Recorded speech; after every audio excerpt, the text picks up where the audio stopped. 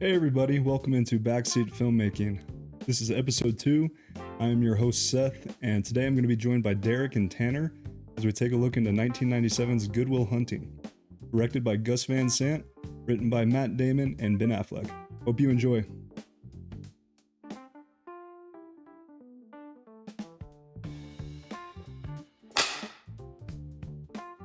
All right, well Derek, do you want to kind of tell us what this movie's about? Yeah, absolutely. So Good Will Hunting. This is about Will Hunting.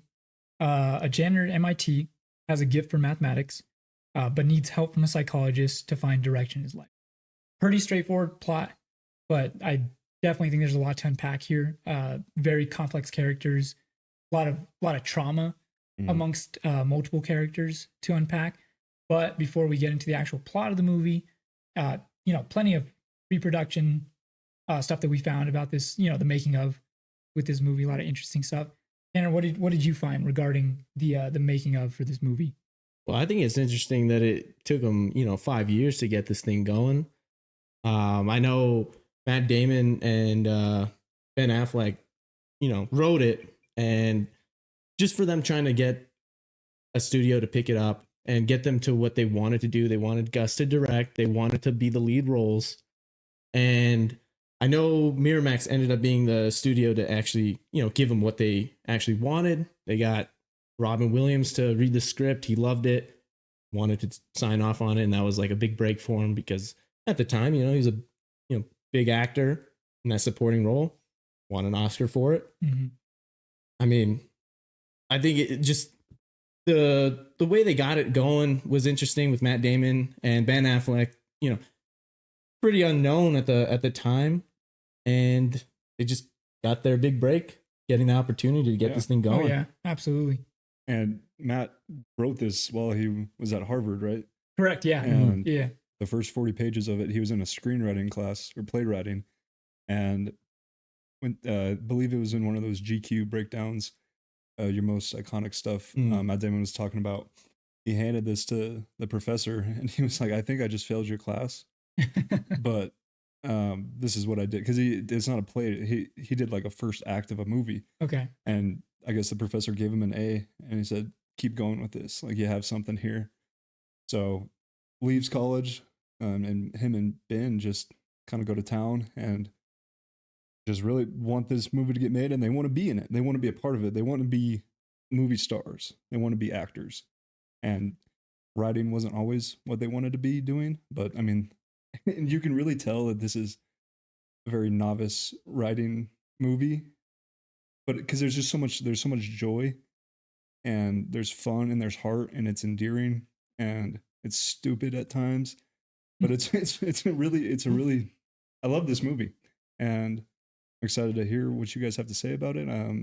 Eric, do you have any kind of pre-production things that you found that you'd like to share with us? Absolutely. I think well, first of all, you had mentioned just now, you said he wrote the first 40 minutes of it. 40 pages. Did I 40 say pages. minutes? Yeah. Oh, well, usually gosh. I think a page typically translates to a minute for a script. Usually that's kind of the general rule per page per minute. Yeah. That's a really impressive amount of writing to get done for a class project. Yeah. But like you had mentioned, he was going to school. He wrote this for a class at the time. So he's going to school, and Ben, I believe, he was already living in LA. Mm-hmm. He, trying to get gigs, and Matt's going to school. But I think Ben was visiting him at one point at school, and he said, hey, I got this class. I have a scene written out. Do you mind coming to the class with me and performing this scene for my class? So they did it. And I don't know what scene in particular they had done for the class, but apparently the reception was not great. Oh. The class just didn't really resonate with it. They didn't find it all that impressive, but they felt like they had something there. Mm-hmm. Ben was super impressed by this kind of initial, jumping off point. And you could obviously, Matt was so passionate about it, and he wanted to go out to LA. So he ended up dropping out of school. I think if I'm not mistaken, I remember watching an interview with Matt talking about him dropping out. I think he had like a semester left in school. He was literally right there, but he wanted to get out to LA right away. And so he ended up moving out there, and then him and Ben were just shopping around this script. They're working on it. They're trying to get it picked up by somebody, trying to sell this script, but with the intended purpose of them starring in the film. They were not getting, a ton of roles. Matt had a few more than Ben by that point, and some acclaimed stuff, but not that he was starring in. Mhm. And Ben by that point, I could be wrong, but I think he had maybe one. He definitely had a role under his belt. I think for Dazed and Confused, he's at the beginning of that movie. I don't know if you've ever seen it, Mhm. but he, plays a school bully Yeah. at the beginning of the movie. But they're so set on, hey, well, what if we just made something? Mm-hmm. Then we get to star in it. Obviously, a lot of studios are not going to take a lot of chances on that because it's like, well, we have to put in money to this, and you guys are unknowns. You guys are no names. Mhm. How are we supposed to sell tickets? If we can't sell tickets, we don't make that money back, obviously. But they were shopping around for a while, and a producer, they had made friends with a guy named Chris Moore, and Chris Moore he fell in love with the script. He knew that they had something too. So he took it upon himself to kind of start opening doors for them, introducing them to people, and try to get this movie made with them in mind, right? Because he had always seen scripts like this come across his desk where it's like, good script, but I'm not going to be able to convince the studio for you to be in it, or for potential directors that are like, I want to write and direct. Mm-hmm. And Well, you don't have when any they're experience. is this with Castle Rock right now? I think this is even before that. Okay. But so Castle Rock ended up picking it up, and I believe they gave him somewhere around like $1 million or so. So very small budget still, but they were willing to take a chance on them, and they're like, hey, we'll make this, and you guys can star in it. But they wanted Gus Van Sant to direct Matt and Ben. They were set on him because he had previously worked with Casey Affleck, Ben's brother, and that was their guy. Castle Rock was not about it. They were like, well, we have a guy that we have in mind. I don't know who the director that they had in mind, but they were dead set on like, no, you guys cannot do this with Gus. And they're like, well, we won't do it without Gus. So Castle Rock told them, well, you're welcome to shop this around, try to sell it elsewhere, and try to get it made by another studio or whatever. But understand that if you come back, we'll still take the script. That's how good the script was. They're still willing to take it and make a movie out of it. But they told him outright, if you come back to us empty-handed, you're not going to be starring in the movie. They already had their replacements lined up, which I find interesting because they were set on getting Leo DiCaprio and Tobey Maguire, who are also longtime childhood friends. So it's kind of funny that they're like, oh, we found two other talented, But it's funny because like I can't see Toby in either one of the roles of Will or Chucky. Right. And I can see Leo doing Will. Mm-hmm. I can see that, but I can't see Toby being either one of them. I could see Toby being Casey's part. Morgan, I can see him being Morgan. 100%. I could see that. Now that you bring that up, I Yeah. could definitely see that. But I think Chucky, it's like, Chucky. he's not exactly like a tough guy, like ladies man. I can't see him in the tracksuits that Ben is wearing in the movie. I think if you take me out of the movie a little bit. Well, and I know, the script originally had Will as like something like the government was trying to recruit more so than like it just being like a coming to age story and stuff. So that's kind of interesting that they originally had that going a way different direction than they originally what we saw. Was it like more of a thriller? Yeah, originally kind of something more exciting. Again, like this guy has this gift, and the government's trying to recruit him. And I know they had elements of that within the story that we see now, but that's mainly what it was centered around, rather than it just being kind of like a coming of age. Right, story. coming of age, coming to terms, maybe with your situation and your upbringing and stuff like that. I think, Matt and Ben, they were, being so set on making this movie. So first of all, they ended up finding another studio to pick it up. Like you had mentioned, Miramax ended up picking it up. That was also through doors opening by the help of Kevin Smith, writer director, who at the time also was doing very exciting things with Clerks. Yeah, that was a big indie project, a big indie hit around the same time as Reservoir Dogs that we talked about on last episode 1. We talked about Reservoir Dogs. They were super inspired by. Watch it. Yeah, go watch it. Our video and the movie. But Quentin Tarantino, what he was doing at the time, getting Reservoir Dogs made, it was like, well, he's writing, directing, and originally he wanted to star in. He ended up still being in the movie as Mr. Brown, but ended up lessening his role which I think is for the better for that film. Of course, not the best actor. Yeah. But he was doing something that wasn't very commonplace in Hollywood. And it was like, well, you have this guy who is so passionate about filmmaking and has extreme talent that I don't think anybody could really pass up the opportunity to make that story happen. I just think it comes down to, or are you going to be in the movie? Well, these guys clearly had promise as actors as well. And Kevin Smith met Ben at an audition for Mallrats that he was working on at the time. And Ben and him really hit it off. He was already familiar with Ben because he had heard, Kevin had heard the news had broke that they sold that script originally to Castle Rock, right? But he was like, well, we're shopping it around. We're trying to get a bigger studio on board to let us really kind of have full creative control, basically.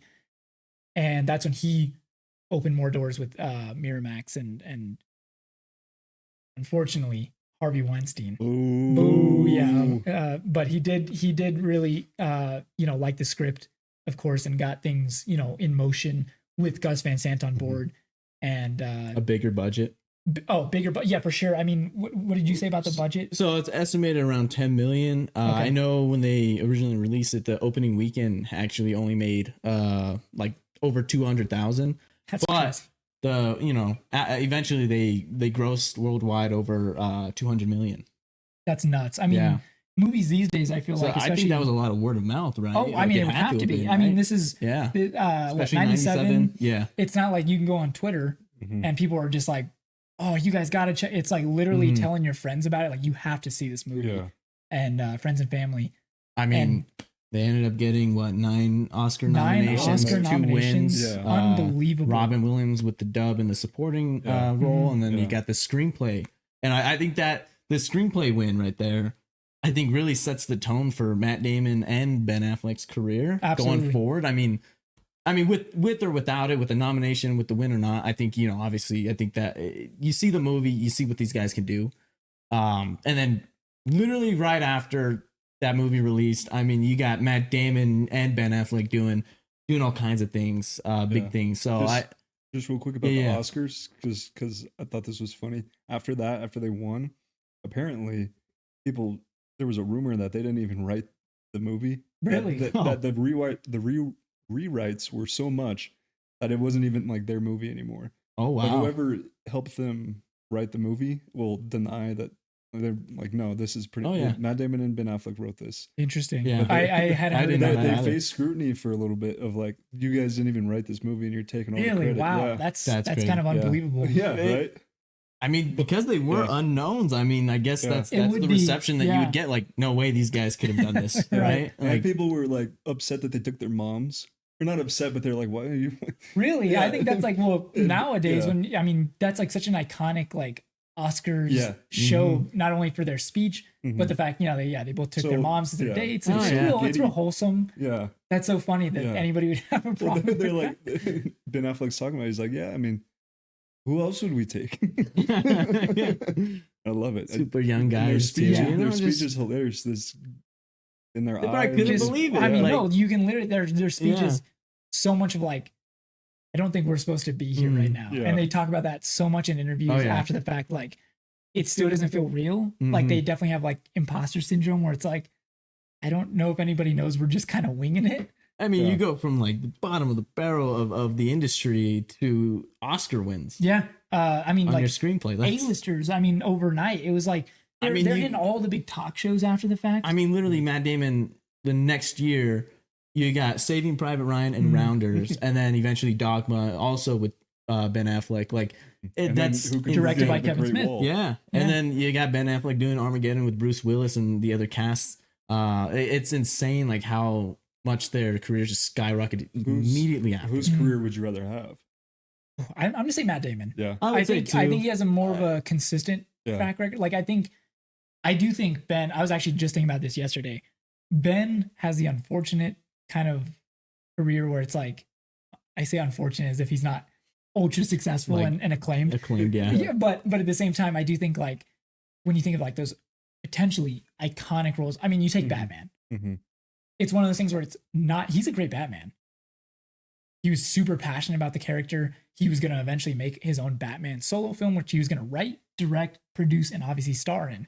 It never came to fruition because Warner Brothers, I mean, that whole DCEU mess happened, and the movies that he was in, he was at the whim of Zack Snyder, unfortunately. Yeah. And I just think that his character wasn't completely understood. So with all that, it's like, yeah, I guess I'd rather be Matt Damon. I mean, you have like the Bourne movies. You have everything We Bought a before that. Zoo, The Great Wall. Hey, yeah, you can't skip We Bought a Zoo. He bought a zoo. He clearly made it. Yeah.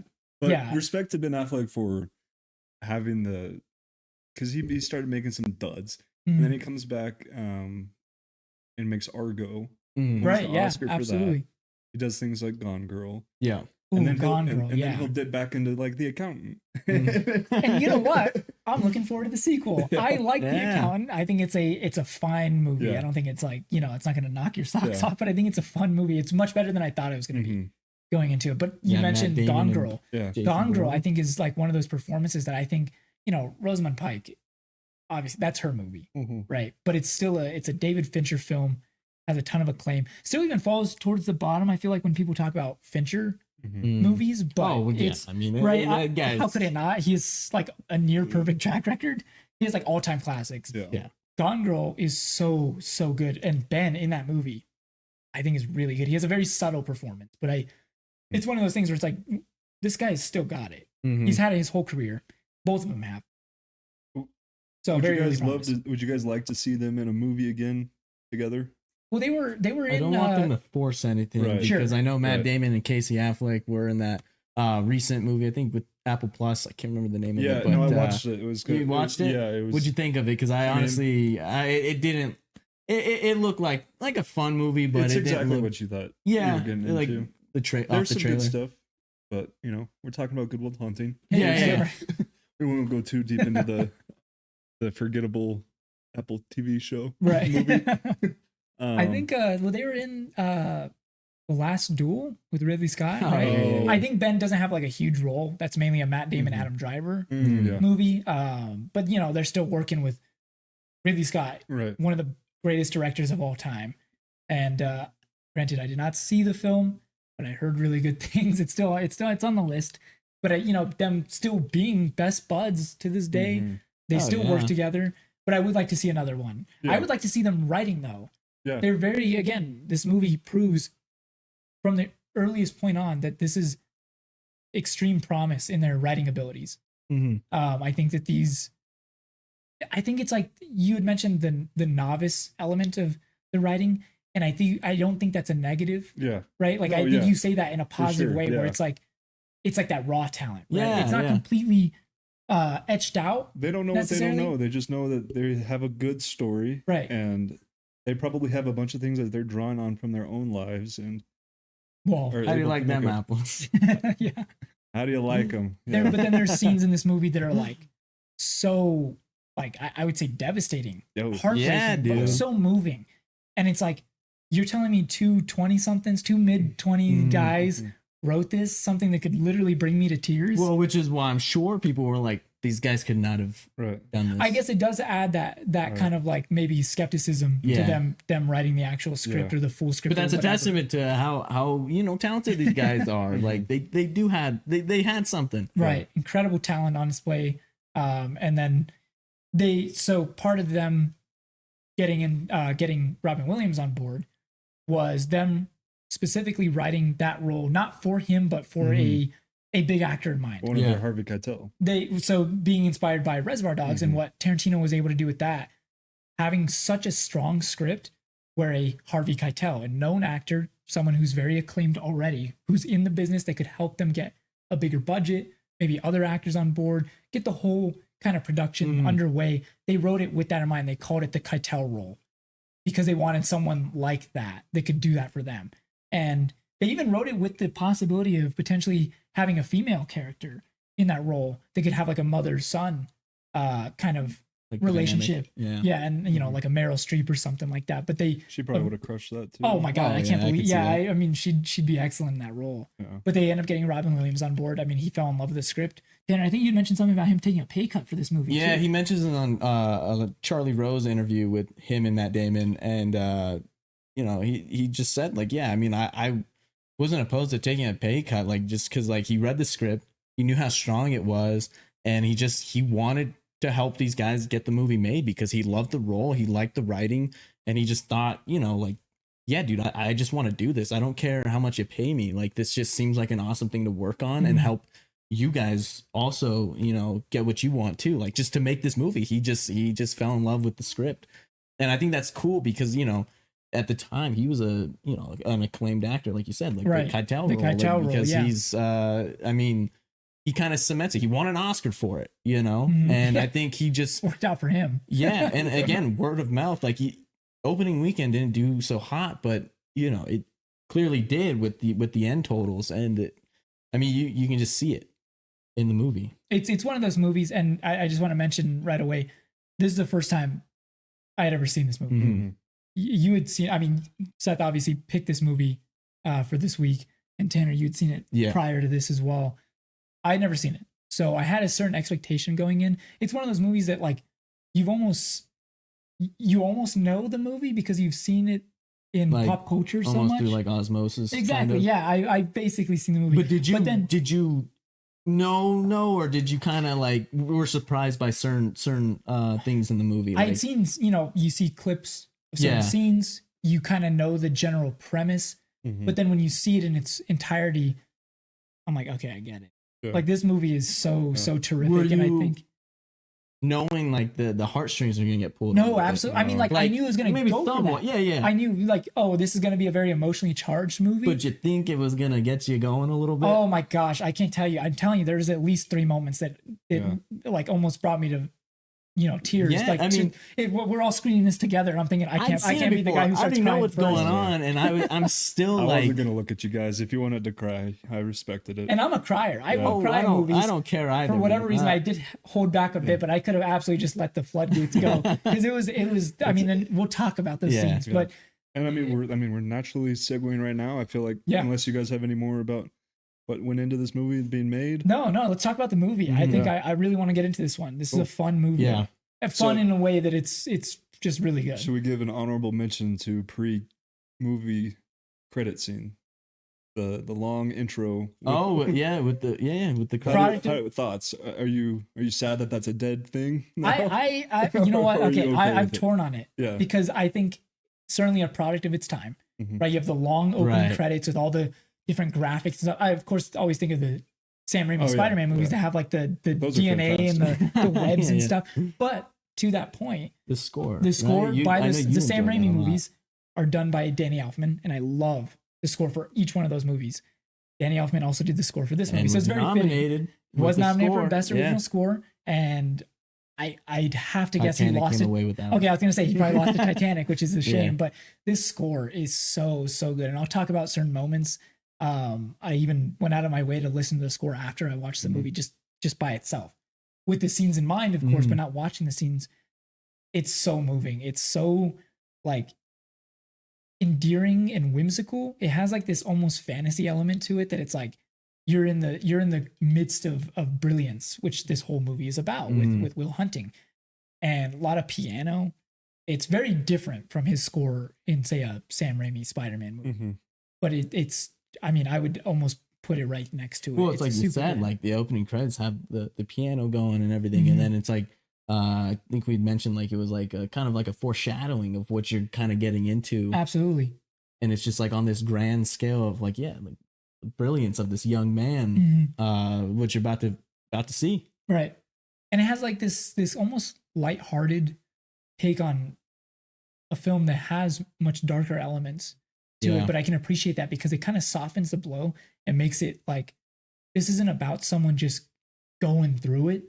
They are under the surface.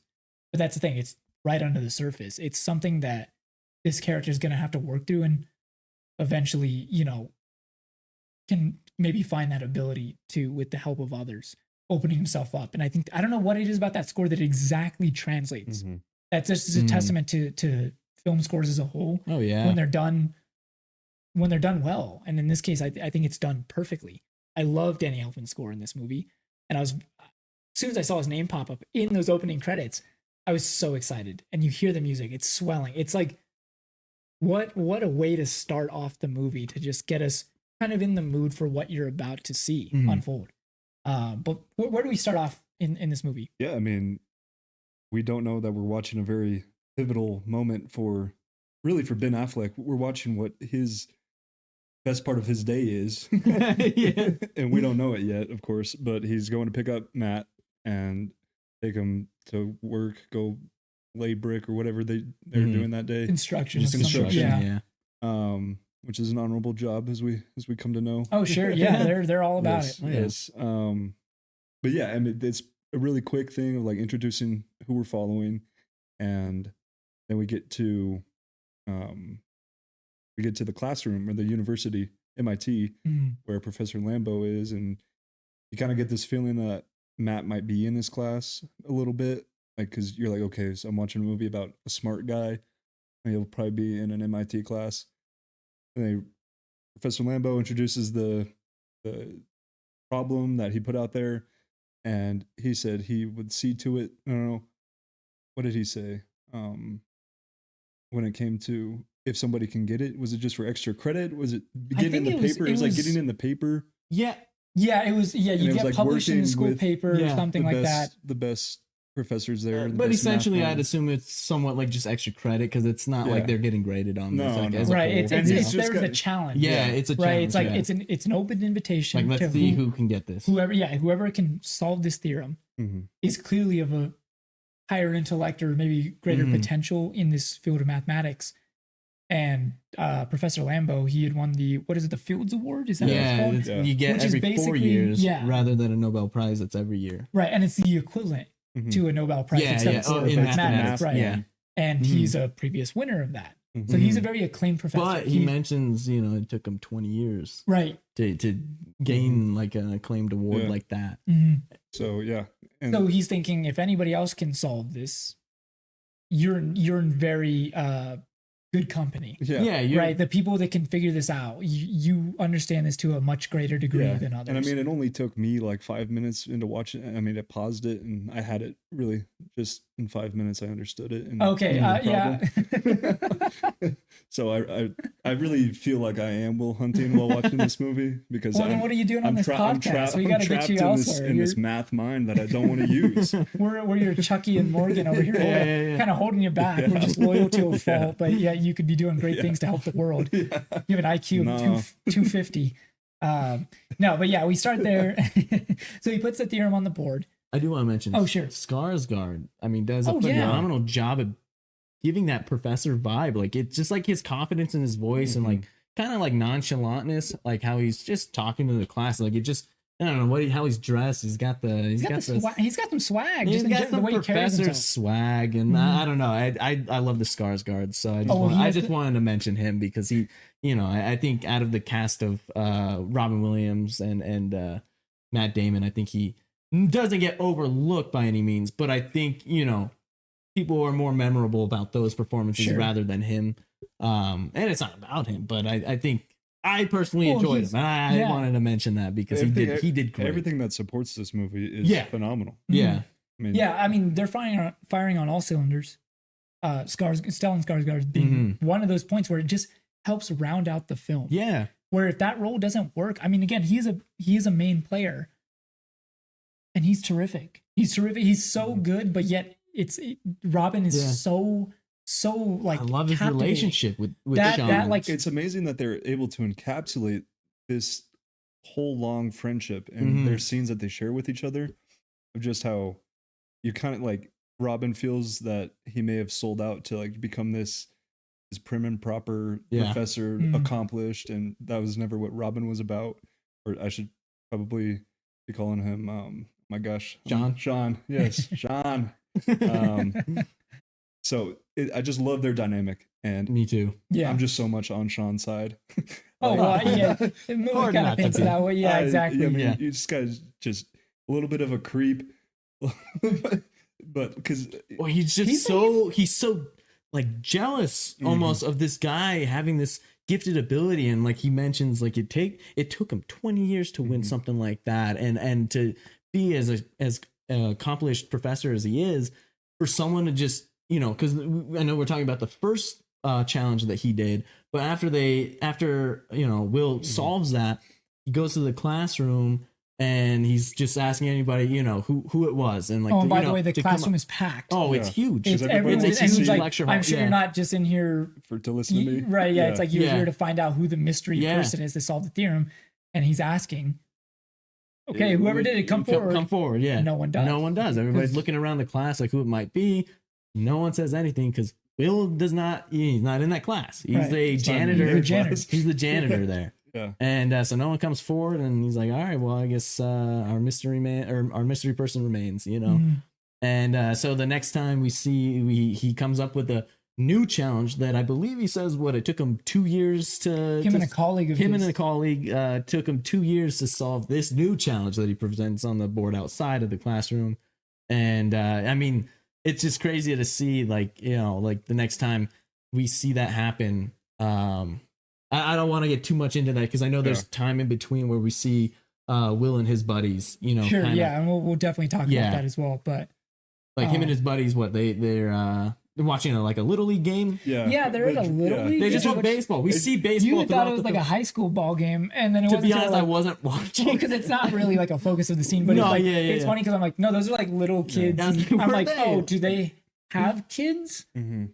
No, I Did don't you have know little why brothers? No, that's not I don't know why they're at this Also- game. They're all drinking. they just love baseball. We see. Yeah, they love the neighborhood. It's like that kind of camaraderie, the I community. kind of looked into this. Like, apparently, that's like really authentic to South Boston. Yeah. Okay. Like people, I just, figured, you just kind of buzz around and do whatever. And if you want It's to go like a watch a little community league, thing, yeah.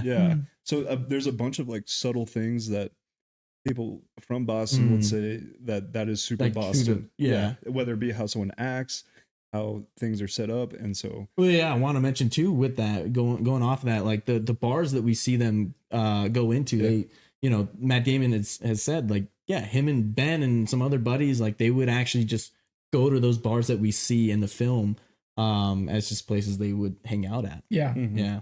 So there's a lot of, like you had mentioned, kind of there's this feeling of authenticity with the the setting of it all and how much familiarity that they have with specifically South Boston Mhm. and why that is Southie.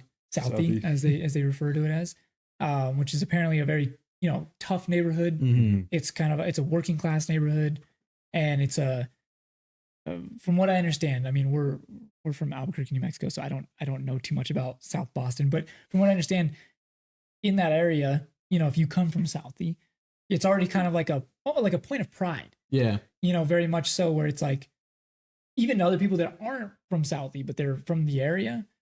Oh, you're from Southie. They know you're like a tough guy. Yeah. You just must be inherently right to Mhm. to live there and to grow up there and stuff and come around from that area. So there's this sense of community that I comes off in the Yeah. film that I think I really kind of fell in love with. It kind of eases you Absolutely. into this movie where it's like I'm not watching, this big Hollywood, recreation of, Mm-hmm. like you said, they're shooting in real locations that they frequent or they have at some point. And I wanted to mention the pitching machine scene. oh my, I forgot I mean, about I this know they're not entirely. hitting on Maybe pitching you should- machines, but it's like they're at these baseball cages. Matt Roger Clemens Damon. Yeah, you got Matt Damon pitching to Ben Affleck, Yeah. and it was just like so bizarre because it's like there's other people hitting in there. Matt is just pitching like towards the pitching machine. Maybe they didn't have money for it. That's what I right? took They it didn't as, have like, money they don't for it, so wanna pay for they it. they had Matt Damon. They just toss into one another, but it's like, how do you not getting hit? How are you not? Mhm. like, Such a weird scene where it's like it's a we're movie. all baseball players. We all grew up playing baseball. We've been to those types of batting cages, dude. like those public ones. Yeah. Those balls are flying everywhere. If there's other people, They're on coming other out of the sides machines. cages. People are hitting them in every direction. Oh yeah. And like he's dead center in this, just standing there pitching to him live. And And I'm you know thinking, that they know that too. Well, that I love- they, yeah. 'cause Surely, yeah. they're sports fans. They, No, they no, yeah, it's not like they guaranteed wouldn't be played aware of baseball. that. They've been there and done that. And I think Oh, you got him saying these like you're throwing high in on me, Yeah, like, hey, yeah. he's like, Well, you're on my plate, I'm, you know. I'm watching it, and that's the first scene.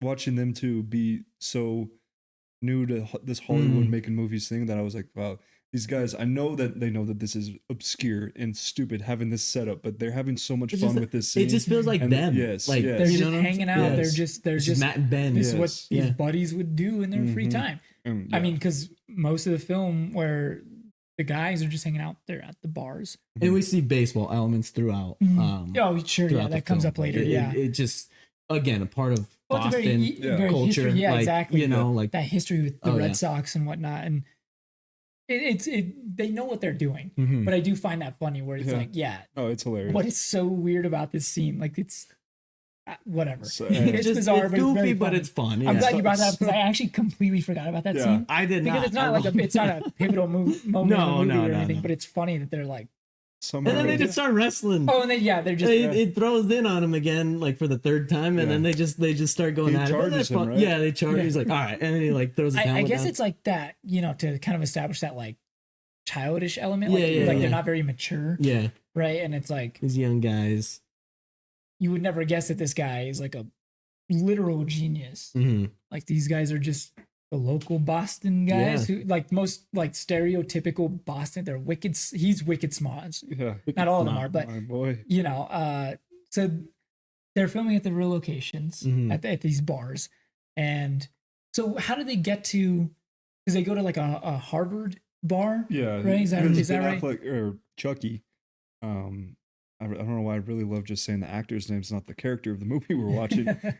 Chucky just mentions that he knows someone bouncing up at the Right, bar okay, in yeah. Harvard, which also Chucky says some of the most hilarious things throughout this movie, and I think it's probably already happened at this point in the movie. But when he's talking to, they have the burgers, and he's talking to Morgan about having his cheeseburger be on layaway. Yeah, the whole scene, dude. That That's seems so good. hilarious. I love that, And He's just bullying his little Yeah, brother, like yeah. his real life little brother. I want to mention again. I know you had mentioned him wearing tracksuits, but I know you, both of you actually had mentioned about the like how perfect his hair was. Oh yeah, I think that just sets the tone of what kind of person he is. Like, Right. he's wearing these tracksuits. He's got his hair in a way that's like kind of a douchebag Yeah, very looking guy, douchey but like vibes. he's a fun Yeah. one. Like, he's yeah. I don't think But Chucky's he like knows a who- he bad knows dude. what he is. yeah, Chucky's actually like a pretty good dude. Yeah, he's But yeah. I do think he's got this like this certain way that he carries himself. He's kind of a pretty boy, yeah. right? But he's not very intelligent. He's Well, when we see him in the Harvard bar, him coming up to talk to Well, Minnie Driver's exactly, character, yeah. Skylar, right. and he's the one to hit on her first. And he comes up and he's kind of like walking in a way, The way he he's like walks feeling up to her. himself a little bit, He does some and then of the even when goofiest- he's like standing there, they start laughing because he's just kind of like not even looking at them. He's just kind of looking ahead and he's like, oh, Yeah. whatever. And then he goes into like his get up there, but and then that's when we see the actual like the Harvard student with the ponytail come up and What a weird what a ponytail, by the dude. way. It's I mean, like it's just ponytail on a dude, not a great look, perfect I'll be honest. He's perfect also got, hairdo like, to like he's got, To already like kind of hate him. piss you off. Already, Yeah, like, you're like, this guy sucks. this guy He's got the string of sucks. hair The coming strand down. is Yeah. so It's gross. Like his yeah. hair's like kind of nasty, and I'm Yeah. like, this And guy then sucks. yeah, he mentions He probably doesn't shower. to Skylar that he's like, hey, I think we had a class together, like history. Yeah. And then that was like the Yeah. joke was like that guy coming up and just kind of putting it to him. Also, and was like, Skylar's into it, by the way. oh, she's She's going like along. dancing She's with very him. nice. Mhm. Yeah, Yeah, she's not. She like gets that like this is not a guy I go to. school Yeah, with. no, he's She understands that she's being hit. yeah. So she doesn't need any saving. No. He's not making her uncomfortable, and yet this Mhm. guy takes it upon himself to like white knight for her, I guess, Right. and also try to show him up. But I think that was and then we just see him put it to Chucky, and then that's when we see because Matt Damon, he's just lurking like right near there, and so Right. is Morgan. Yeah, Like they Morgan's- both all kind of make their way towards Oh, his yeah. pitch, and just kind of like being there as backup almost, like to save him or whatever. I think they're being just ready. watching because it's like this guy's gonna fall flat on his face. Well, I think they're hitting on this watching, girl, you but know? I think Will is also kind of there, just kind of like be a support if he needs saving. They're Right. also always ready for a fight. Oh, they're ready. we know that. Yeah, They're that's ready. that's for sure. And I think that happens after the scene. I right? I believe so. I So think that's when we get the little. Yeah, we're we'll kind of get getting to a little that. jumbled Yeah. here. The first half of this movie is, at least in recollection, is a little jumbled. It's a 'Cause kind of a it's slow not burn a super little important. bit. Yeah. We're getting the characters established. It's not Mhm. any pivotal moments quite Yeah. yet. Right. Although this one would be with Will meeting Skylar. Mhm. Okay, so the guy he makes a fool out of Chucky because he knows he's bullshitting about being in a class. And he's in a referencing history- all these history quotes. It's like he's and reading all from a this. script. Right. And that's when Will steps in. So now you got an actual genius. And he's literally quoting exactly what passage he's referring to from specific, Textbooks and textbooks. stuff. Yeah. Exactly. Yeah. Stuff that he's read in his introductory Mhm. courses at Harvard because he's a real smart guy and all this and that. And he's like, yeah, I read that too. Are you just going to plagiarize everything you got to say tonight? Or do you have any Really? original thoughts yourself? Yeah. And it's like, and this guy's stumped because Yeah. everything he's set up into this point has been presumably completely unoriginal. Mhm. This guy completely rides the coattails of people that are smarter than him and he just regurgitates it Yeah. to impress girls, I guess, that he goes to Harvard. And then he says, And he's like, you could have learned this for what, like a dollar a dollar at the at the public library yeah, or yeah. something, so and then he's like, well, when you're serving me at the ski lodge, I think he says when you're serving my kids fries at McDonald's or something. Yeah.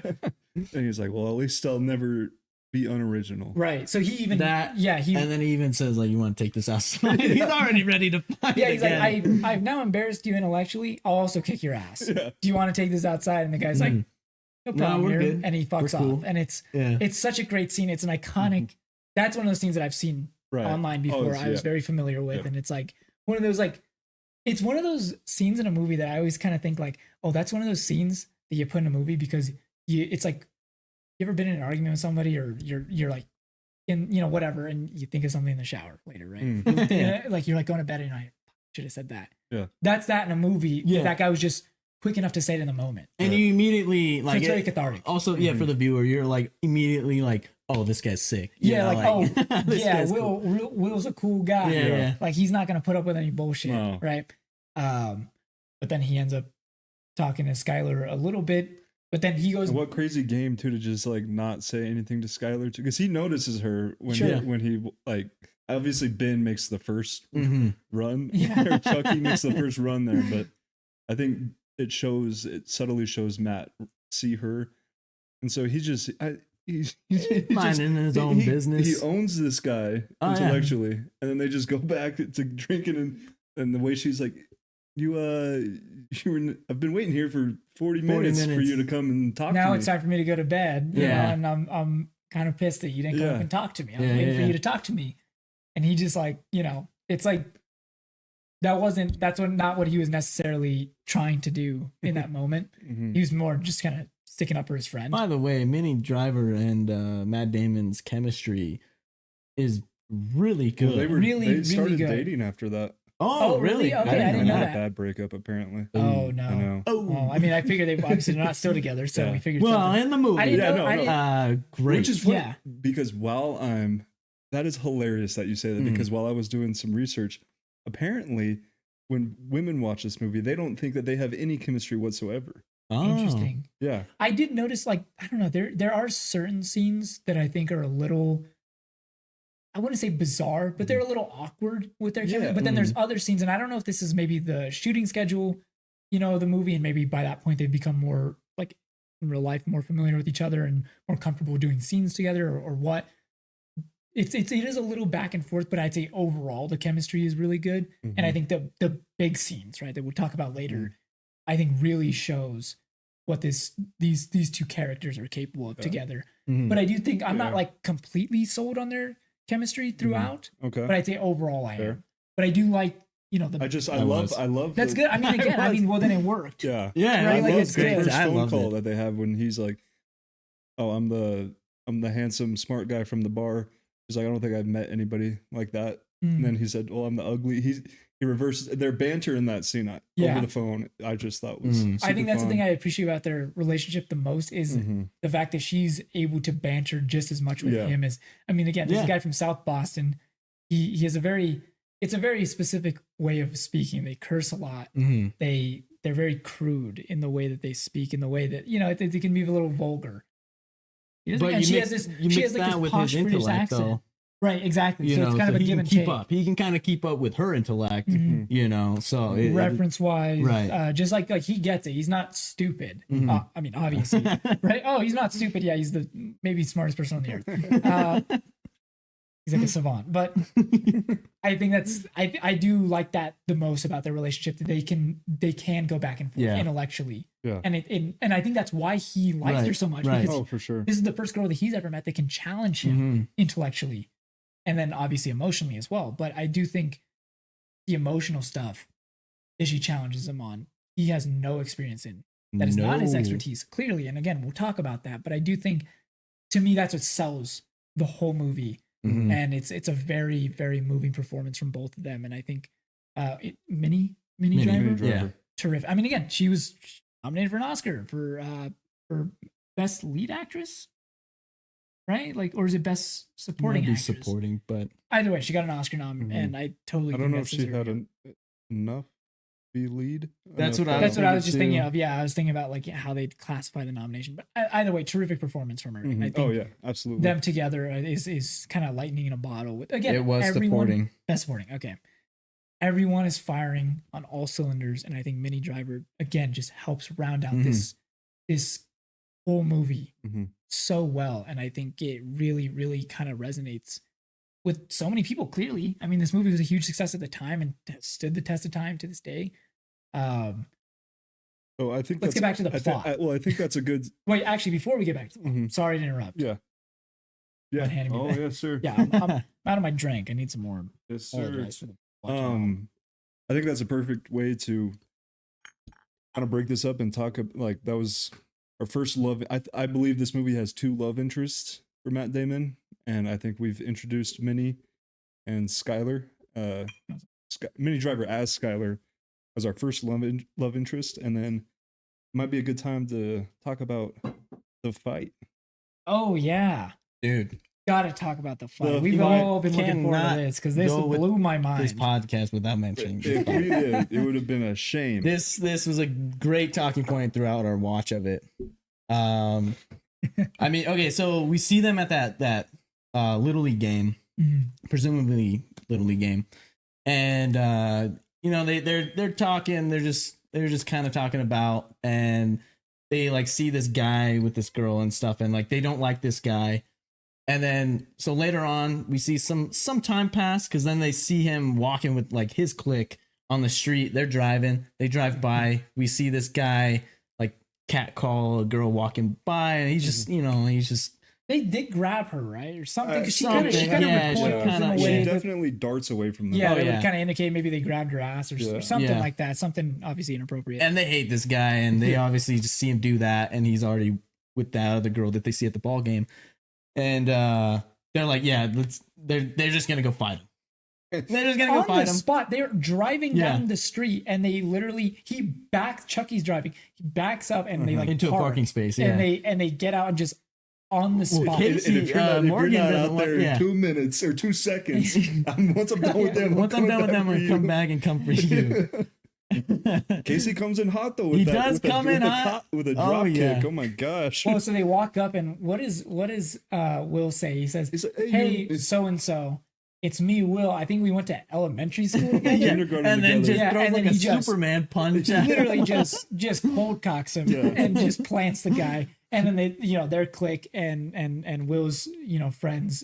It's this big brawl, on a basketball court, on a public court, and there's like games going on, dude. These poor guys. They're just trying to get some hoops in for the day, and but that's Southie, I guess. That's Southie. Like, I guess we'll hit the bars. Just another day here, So the fight, though, what we're talking about, which is so funny, because this is where the novice of the film comes in that I don't like.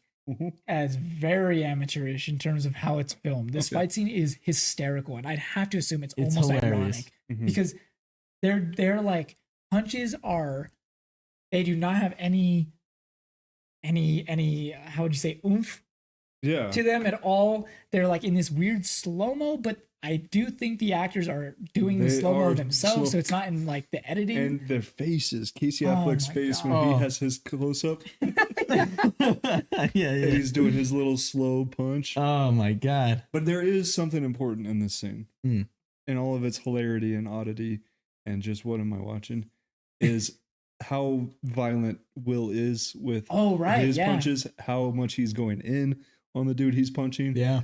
It's really just showing, okay, Will he's a genius. He's got and some he's anger in him. And Oh, yeah. So He's got some problems. where is this emotion going to take us the rest of the movie? Right. So I think that was really the point of the fight scene. Yeah, not just to like Yeah. Just to have it. Yeah. This is what we do. Yeah, because I think without that, it's just like what.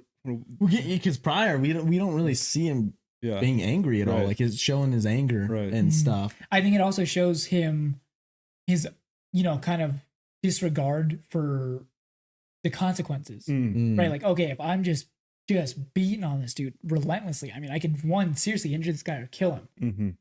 But then also the cops are pulling up. They're like, Will, we gotta go. Everybody's running off, but they're trying to pull him off because they're like, the cops are here. We gotta go.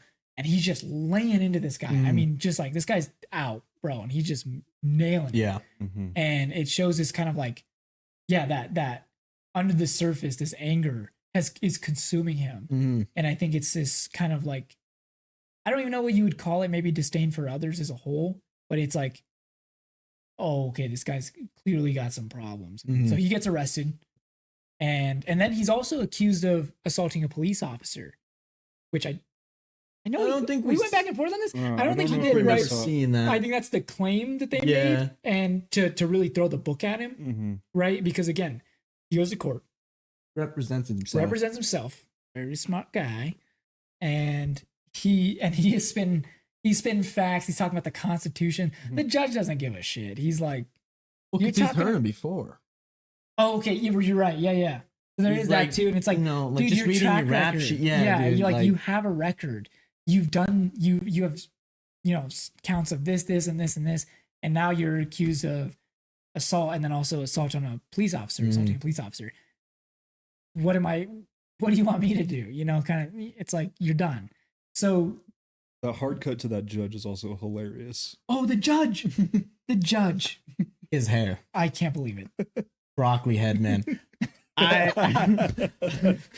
I noticed that, and I just thought that was hilarious each time because I remember mentioning it, and I don't know if you guys had noticed yet or even really like looked at it. That was like the first thing I saw. Well, I knew his hair was bizarre looking. Yeah. Like, what? And I remember mentioning it, and then the next time it cuts to it, you guys just start laughing. Oh Yeah. my god, so fun! It's literally like it looks like a perm. It's Yeah, such yeah. a weird Hilarious, haircut on man. this I judge.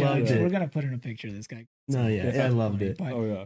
Hopefully So he you guys find it as funny as we did, because I hope so. I'd be hard. I mean, maybe watch the movie. And It also in the stood out context. to me, It's man. very this is funny. if this is the point where you stop watching, I understand, but But so he gets sentenced. He's looking at some hard time. Mm.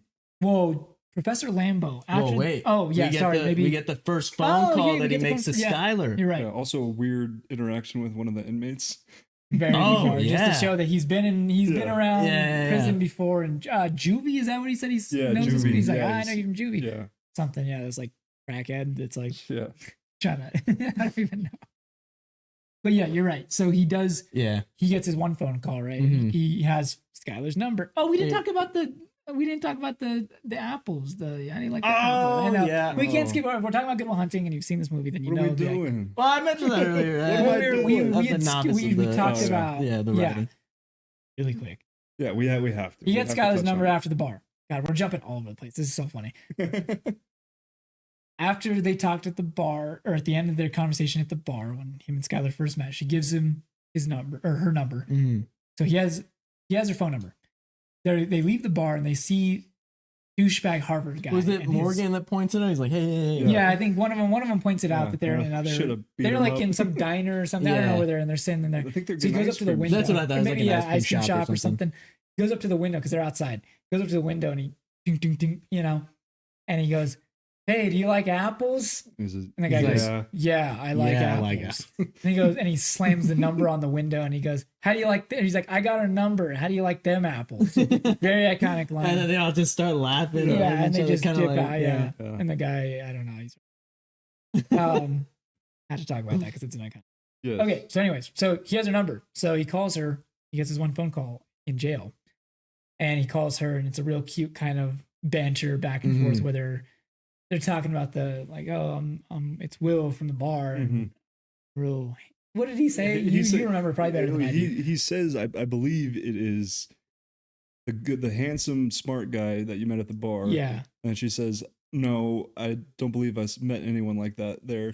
And he says, well, how about the ugly, stupid? It says something. He totally Yeah, just he flips flips it, it, yeah. and then she takes to that. And not that she wasn't already enjoying the conversation, but Right, they're bantering. Yeah, Yeah, yeah, they're just- right off the yeah, bat. it's going Again, back she and can forth. banter. Yeah. She can be a little cheeky, Mhm. right? But wasn't she waiting for the phone call? Like she was quick to pick that Oh up. yeah, she yeah. picked it up right So away. it was and- almost and- like we don't know how much time was in between Mhm. him deciding to call her, and again, it was only because he went to jail and was hoping that she was pre-law. Yeah. You know, But also that shows how unserious he is about the whole. He's looking at some serious time. This is Yeah. before Professor Lambo comes in and tells him the whole deal.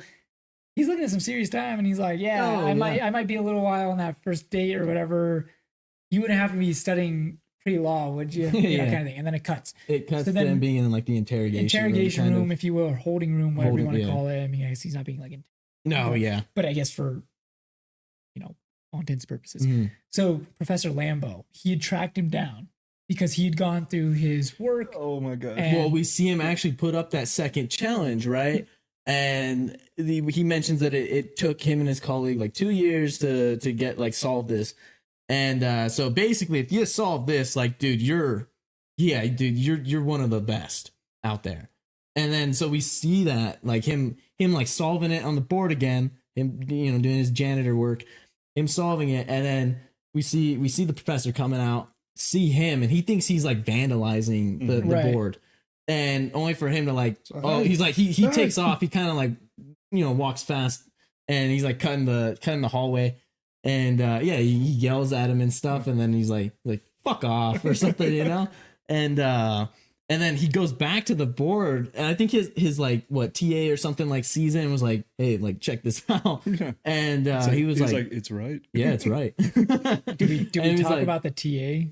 Oh, we will. we will. We Okay, will. okay. It's We not will. yet, This but guy's yeah, so this is funny. hilarious. This guy's a This freak. was hilarious. But him going to find Will is one of my favorite scenes in the movie. Going to where Yeah. his like bosses would be. Yeah, it's not In an that little office or boiler anything. room Yeah, area. yeah, It's yeah. maintenance Yeah, men. maintenance men. Yeah, for the school. He's like, Like there's so many wings and stuff, and like he doesn't know who he's like Yeah. talking. He's like, yeah. Who are you talking about? Like, Yeah. you know.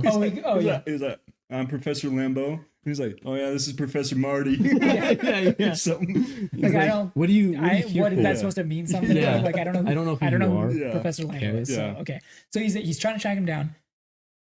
He finds out that he wasn't in Mhm. work that day because Mhm. he got arrested. I mean, he doesn't tell him that. No, 'Cause he yeah, he's doesn't just know. not into He that. just knows, and then he ends up finding Yeah. out whatever. So he shows up that interrogation room. So Professor Lambo comes in. He goes, and Will's like, "Who the fuck are you?" Mhm. And he tells him, taking out a cigarette. Yeah, and he's stuff, saying he's in it's the just cuffs. like he doesn't care. "Yeah." Mhm. So he tells him who he is and everything, and then he basically explains the situation to him. That he's like, "I have enough pool that I can get you out of going to jail, Yeah. but you have to attend counseling once a week, and you also have to work with me a couple of days a week too, Mhm. because you solve the theorems. Like you're brilliant. You're brilliant, and you have to work for me and whatever." So okay, that sets everything in motion for the rest of the film, where it's He like, said, I'll do the math, but there's no way I'm Yeah, going yeah, there. because he'd been at therapy before, Mhm. and and we find out that later with his history and his upbringing and everything. But yeah, he's totally against that. He's like, I'm not gonna see a shrink, but I'll do the math, whatever. I guess if it gets me out of jail, whatever. Very indifferent to it. I Mhm. still think that's hilarious because it's just like, whatever, man. I don't want to be doing this. I don't care, but I'll do it because it's easy to me. So that sets everything in motion where it's like, okay, now he's going to counseling. This kind of starts that montage of him seeing different therapists, Mhm. psychologists, trying to help him through his maybe anger issues, maybe his upbringing or whatever it may be. I mean, you're seeing all Oh, kinds and he's of different- yanking each one of their chains. Mhm. Like he's Oh, yeah. just messing around. He's having fun with them, making it seem like he's like taking it serious. And then he just immediately finds like a weakness. And when I think that first professor, what does he mention? Like he's like he says something about him, like being gay. Oh, and right, then he's yeah, like, yeah. what? Yeah. Oh, Yeah, he gets- that's ridiculous. because they're sir. having like a nice little back and forth. Yeah, He yeah. says, so tell me, how long have you known that you were gay? Oh, right. yeah, yeah. He's And like, that really "What?" offends him. Yeah. Oh, So yeah. again, he's trying to offend. Oh, the he's just therapist, pissing and him he doesn't off. care. Yeah, He's no, just he doesn't fucking with care. them. Yeah. So then finally, well, also he's making at the same time as this, it's kind of going back and forth to him making progress in mathematics with Professor Lambo. And you see this relationship building between the two of them where he's trying to groom him into this. And you see the TA's reaction. The TA is extremely jelly. Maybe this is where we talk about he TA. gets jelly, man. This TA is so weird. He He's gets just all like hurt over it. But yeah, because it's like he doesn't have that kind of relationship. And presumably he's been working with him for a much longer time than him and Will. Clearly not as smart. He just doesn't have it. And it's like, no. Lambo knows that Will's a genius. You're not a genius. I'm sorry, dude.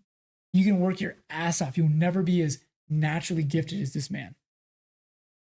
When he tells that other professor, when Will gets he just gives him the answer to the problem really quick. Yeah. And the TA tells him, right. He's like, you're a brilliant man. Yeah. Sometimes people get lucky. Like Will literally is like offending people with how smart he is because it takes zero effort on his That guy just leaves the room. Well, that's Lambo. We'll get to that later because I love that scene. Me too. I want to talk about that because I honestly think that was its own little block of. That was a scene that I thought, like, when you really try to put yourself in the shoes of Lambo, like why he really wants him to like work with him and stuff. We'll talk about that. But anyway, so he's going along with this. He's seeing all these different shrinks. Well, finally, Lambo's kind of at his wit's end, and he goes, "I know a guy. I think it might work, but clearly there's a level of reluctance." I mean, he was like his fifth or sixth therapist to decide on, and this was. We find out later why he was reluctant to reach out to him. Former college roommate at MIT, yeah. So this is Robin Williams' character, Sean, and he gets the meeting set up. He has to convince him to see this boy because he's like, this level of intelligence and brilliance is so uncommon. Like, you know this better than anybody else. I need you to help him through his ordeal, whatever it is. I need you to get through to him because he needs help, but he needs to be able to help others. Like, he needs to, like, basically his whole thing is like, Will needs to do the work to like help the world. Yeah, he sees it on like a world. Well, he sees him as like Einstein, right? More so, even like he's like this is like a level of intelligence that you cannot work towards. You were born with it. This is a gift, and this gift needs to be shared with everyone on the planet. It's insane. It's like a lot of pressure for Will. I can understand his reluctance to go into any of this. But anyway, so he meets with Sean, and I mean, tell us about the first time they meet. This is pretty important. The first time they meet, Will's just getting ready to do the same, and I love the way that Robin takes control of the room right away. Or Sean, I'm sorry, takes control of the room right away. Tells Lambo to bounce. Says, "Let me have the room with him," and sits him down. And then you get Matt. Oh my gosh, you get Will. We know who you're talking about. The people at home don't know who you're talking about. You get Will sitting down, doing his whole thing, getting ready to rile him up and find his weaknesses. And, you know, I loved what you were saying about the painting. So I'd love for you to take that from here. Well, I was saying, because like we see with the previous like therapists and stuff that he would just find each weakness. So he comes at him like intellectually, like judging his books that he has around the room and stuff. And then we see how quick Sean is to his responses, and was like, oh, okay, I can't get him intellectually. He's actually pretty quick on his feet with that. Then we see him come at him physically, asking him how much he benches, and he's like 285. How about you? And he avoids that question because he's like, oh, that's more than me. Or he just, he's like, you think he actually benches 285? I don't know, man. There is no way. Robin Williams is insane. But we see him also look at a picture of him in his younger days of Sean's. He's a Vietnam vet. Right, that's true. So we see him with like some of his soldier buddies there, and so like obviously this guy, he's gone through some stuff too, presumably as well. We also see and find out that he has a background similar to Will's. But then, so like, in the same neighborhood. Yeah. So after he comes at him intellectually and physically, he's like, okay, where else can I get him? And then he sees a painting that Sean is of Sean's, and he's kind of just judging it, critiquing it, just giving his thoughts, but mainly just to try to get at him.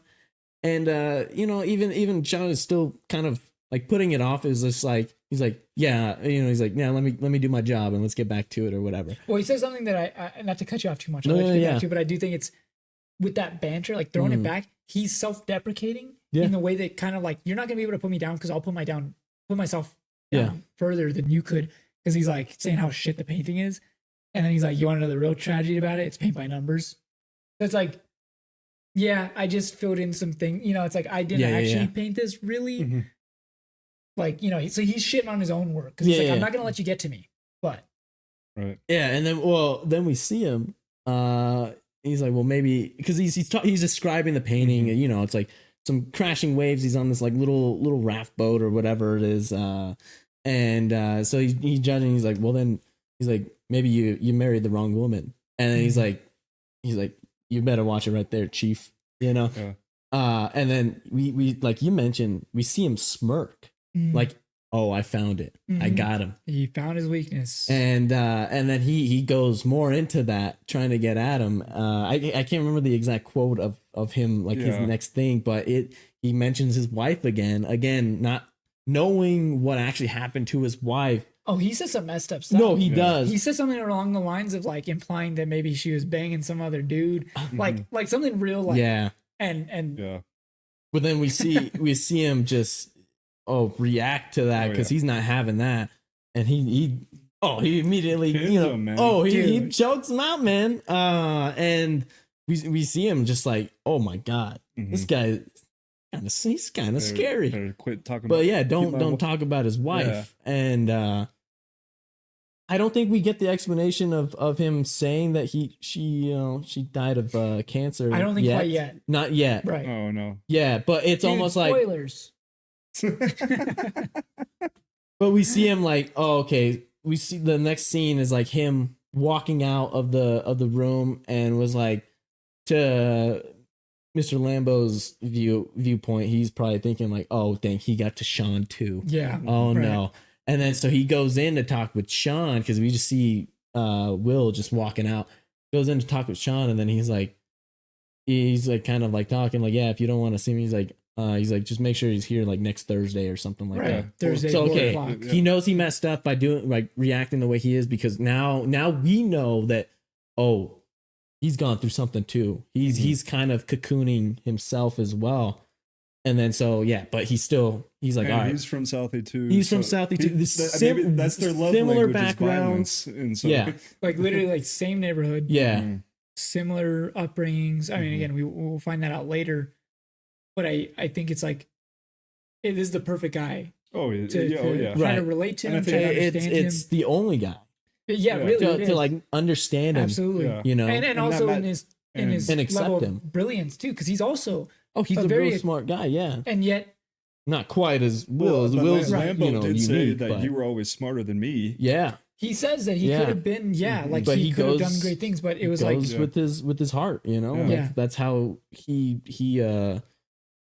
like kind of says that's the way to live, you know? Yeah. So we get does it go? It doesn't go right to the next session. No, right? no. There's probably another date with There's some relationship building there. I don't know how much we can really talk about that, only because it's like me personally. Those are the scenes. Like when they're like that little like shop. I don't know where they're at, but like a bunch of like the knickknacks. The knick-knack shop. That's one of those scenes that I didn't really buy their chemistry. Yeah. Oddly enough. Yeah. I didn't really buy that this like whole relationship is like really, you know, it was like it felt very forced. Okay. In those particular scenes. I would for sure say. You know what I mean? I think it's like that's like where you have to do that in a movie. I almost forgot about that scene because they're really not because it's not memorable to me. They're nothing special, and no offense to the movie or anything like that. I'm just saying that it's fun, but like it's to talk about. Yeah. So, but there is that scene, but then you have the one where they're at the cafe and she's getting pissed because he keeps trying to do her homework. Oh, but that's after though. That's a little later. Yeah. There is when they like first kiss and stuff when they're eating the hot dogs. Oh, yeah. That's right. What is it? Is it hot dogs? I think they were eating sandwiches. Sandwiches. But I did mention that they were fallen soldier hot dogs on the grill that were left unattended. But you can't be in the shot. Yeah, like these things are gonna burn. Just get out of the shot. Yeah, but they had a gross first kiss. Gross first kiss. Ah, chewing. Yeah, and then she says like, "I think I got one of your pickles or something." Yeah. There's like onions. Pickles. Yeah. Yeah, so we get that, but again, that's to like kind of break up the Right. the movie a little right. bit. And again, it's still establishing that these two are getting closer together. Yeah, yeah. Him and Skylar are building a relationship. He's getting, he's falling in love with her. He's falling for her. Mhm. She's very clearly fallen for him already. And then we get his next session with Sean, and And right it's away, it's not your normal one, right? Takes him outside. He takes him at that park. yeah, park he says bench. we're gonna take a walk. Yeah. So they go to this lake. I think it's a lake. I think it's I thought it was a I thought it was like pond, sort of like a but I think pond, it's too. bigger than that. Yeah. I don't know. Semantics. I don't know. Whatever. It's a body of water Yeah. that they're in front of, and there's a little bench that they're sitting there, Mhm. and they have this conversation, and it's all Sean. Mm-hmm. Basically, it's just like only him. it's Yeah. I don't does I does don't Will think even He so. have says a something line? at the top. Yeah. Okay, I But figured then there's a little Sean bit of just- that, And and after, cuts that yeah. down. Yeah. Because Nothing. he kind of lets him know, like, this is how it's gonna go. Yeah. Because I don't know you. I'm not gonna try to act like I know you, but you cannot act like you know me. Yeah. Or You don't know anything about me just because you can recite passages from Things literature you see around my room. or exactly. Yeah. Like that does not represent me. That does not describe who I am as a person and my experiences. So he kind of just rips his ass for a little bit, Oh, which I for really sure. appreciate. It's really sad, and you can tell Will's kind of like, oh shit, it's the wrong guy. Well, man. He's just. I mean, he's sacked he's at him, man. silent, and he's just listening to him because he's kind of making him realize, like, damn, maybe I am, kind of pushing people away, or Mhm. maybe because he mentions there's certain lines, and this whole scene is so terrific. I wish I could recite it verbatim, Yeah. obviously, Right. but Right. it's so good. That you And- haven't had the slightest telling them, sure, you can read this, you can read that, you can read about how great Michelangelo was, but if you've never been to the Sistine Chapel and looked up and seen that, Or and you- smelled it. yeah, smell, Right. yeah, Like you've everything never, else that And goes he's like- into being like a part of life and knowing life outside of just your great mind. like Yeah. just knowledge. Yeah. It's I mean, not he life. tells him. He's basically like, I respect that you're this genius, but you don't know anything, buddy. Like, so You've never been You don't know outside of anything about Boston. living. Yes. You've You never don't been know anything outside about of life. Boston. Yeah. You think I'm gonna know your life because I read Your file. well his Or, file, but he says what is it You had it earlier too. I know I had it earlier too. He says, Oh, Oliver Twist. Oliver right? Twist. Yeah, He's because he's like, like, you're an yeah. orphan, so you think He's if I like, read Oliver Twist, that I that know who you are. I know who you are, Yeah. and it's like he makes a lot of really really great points to Yeah. Will, and I think gets across to him in that moment The where it's whole like, way And that scene- that whole like monologue there actually is pretty verbatim Oh, of right. what Matt Damon had Yeah, wrote for sure. originally. I know he had mentioned in that Charlie Rose interview with him and Robin Williams. He says that like him and Ben had went back and forth on that dialogue there, and eventually when Matt was on vacation, he wrote it out in like this notebook, and at the time he still had that notebook, and it's pretty verbatim of what Robin Williams speaks upon. But I think Robin Williams sells that with his delivery. Like it's just, oh yeah, man, like that's I- the scene where yeah. I'm like, oh wow, like this is very like heartfelt. Not that there I mean, weren't any moments it's- beforehand, but like that's what really like that's what got me But love right the then way- and there. he definitely kind of cements himself in that role Oh, right yeah. right then and there, where it's like this guy he's not gonna take any shit from this kid, Mhm. but at the same time he wants to help him. Yeah. He wants to understand him, but he's outright telling him like, I cannot understand you unless you tell me who you are. And then that leads, I mean, I know there's the even the next session after yeah. that, I mean, that's where just they such basically just sit in silence yeah, for most of the time, because he's not going to take control of the conversation. He says, it's basically like, it's up to you Mhm. to talk to me then. Mhm. Help yourself. I can help you, but Calls you have him to help yourself. sport. Yeah, Calls him chief. yeah. Or doesn't But yeah, he? he leaves. He just lets him, Yeah. just and kind he of just leaves. There's I do ponder want to what he mention just said. Matt Damon has talked about an interview that I'd watched recently where he mentions that there is an artist who wants to basically make like a bronze statue yeah. of Robin in that bench. Well, when he died, that bench became like a I know there's a memorial. placard. Yeah, there's like a they- placard Everybody there. was putting flowers and stuff Yeah. at Yeah. that bench. So But there's an artist that's trying to get a Mm. statue made there of Robin, and so if you ever feel alone or you feel oh, like, that would be sick, dude. yeah, dude, Yeah. and Matt was literally like in Yeah. this interview, like, and this is a recent one Mhm. actually, where he's like almost like tearing up Yeah. talking about it because he's just like, I hope that happens. Like Yeah. I don't know how much say I'd have in that, but he's like, if something like that could happen, he's That like, feels like a no-brainer. Like, Yeah, I know. we got Rocky. yeah, that's true. Well, we got the Breaking we got Bad. we got I mean, Walter come White. He's a on. deplorable guy. Come on. Yeah, And we got that because that's all we have here, I guess. But that'd be very beautiful. That'd be- yeah, That I was would. like, that'd be really That nice for seems people to fitting. go yeah. Yeah. sit there and just kind of. I love that scene so much. Though I think that's It's beautiful. such a great thing that a movie does.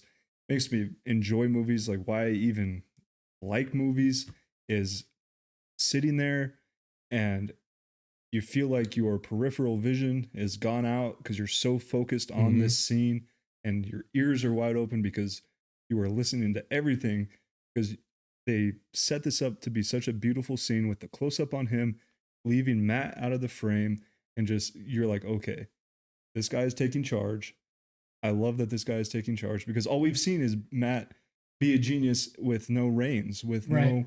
nobody, and you think that's what he wants. Yeah. He needs that, and he wants it, and everything that Sean says there is just so amazing. It's Well put together. Yes, It's very. I mean, even you describing what that means to you, I think is Mhm. very beautifully put because I Mhm. think it's like, it's again, having seen this movie for the very first time when we screened this a week ago, I didn't really think it was gonna like hit this hard, yeah. and then you watch that scene, and it puts everything into perspective. It's like you said, as a film is a medium, Mhm.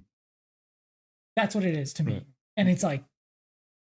Yeah, this movie deserved all the acclaim that it got at the time and even to this day. I think such a perfectly performed scene alone. And that's not even to say that the movie stops there. This is like the halfway Yeah, point. and that's why I'm saying that I believe that there's two love interests in this movie. Mm. Is because of this, and you could call it like more of a father-son kind of thing. Yeah.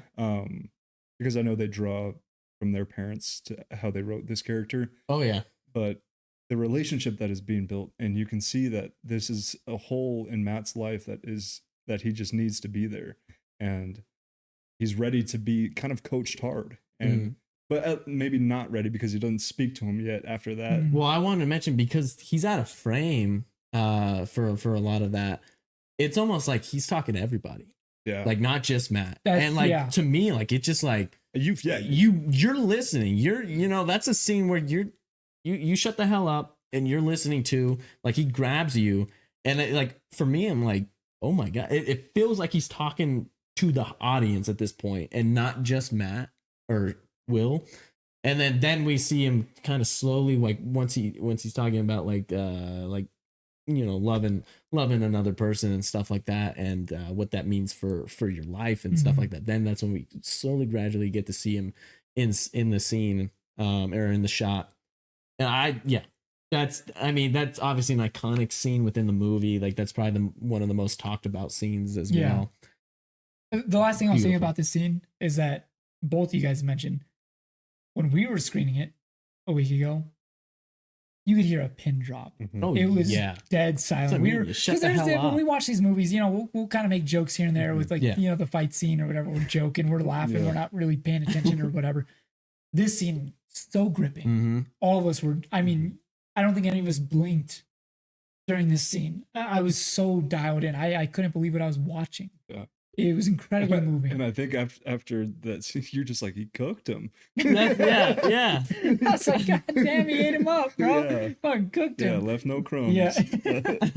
Yeah. Okay, let's move on with Yeah. the plot. Yeah. So we do get that, and I think that's a pivotal moment for Will as a character and as a person. So we kind of where do we go from there? Because we get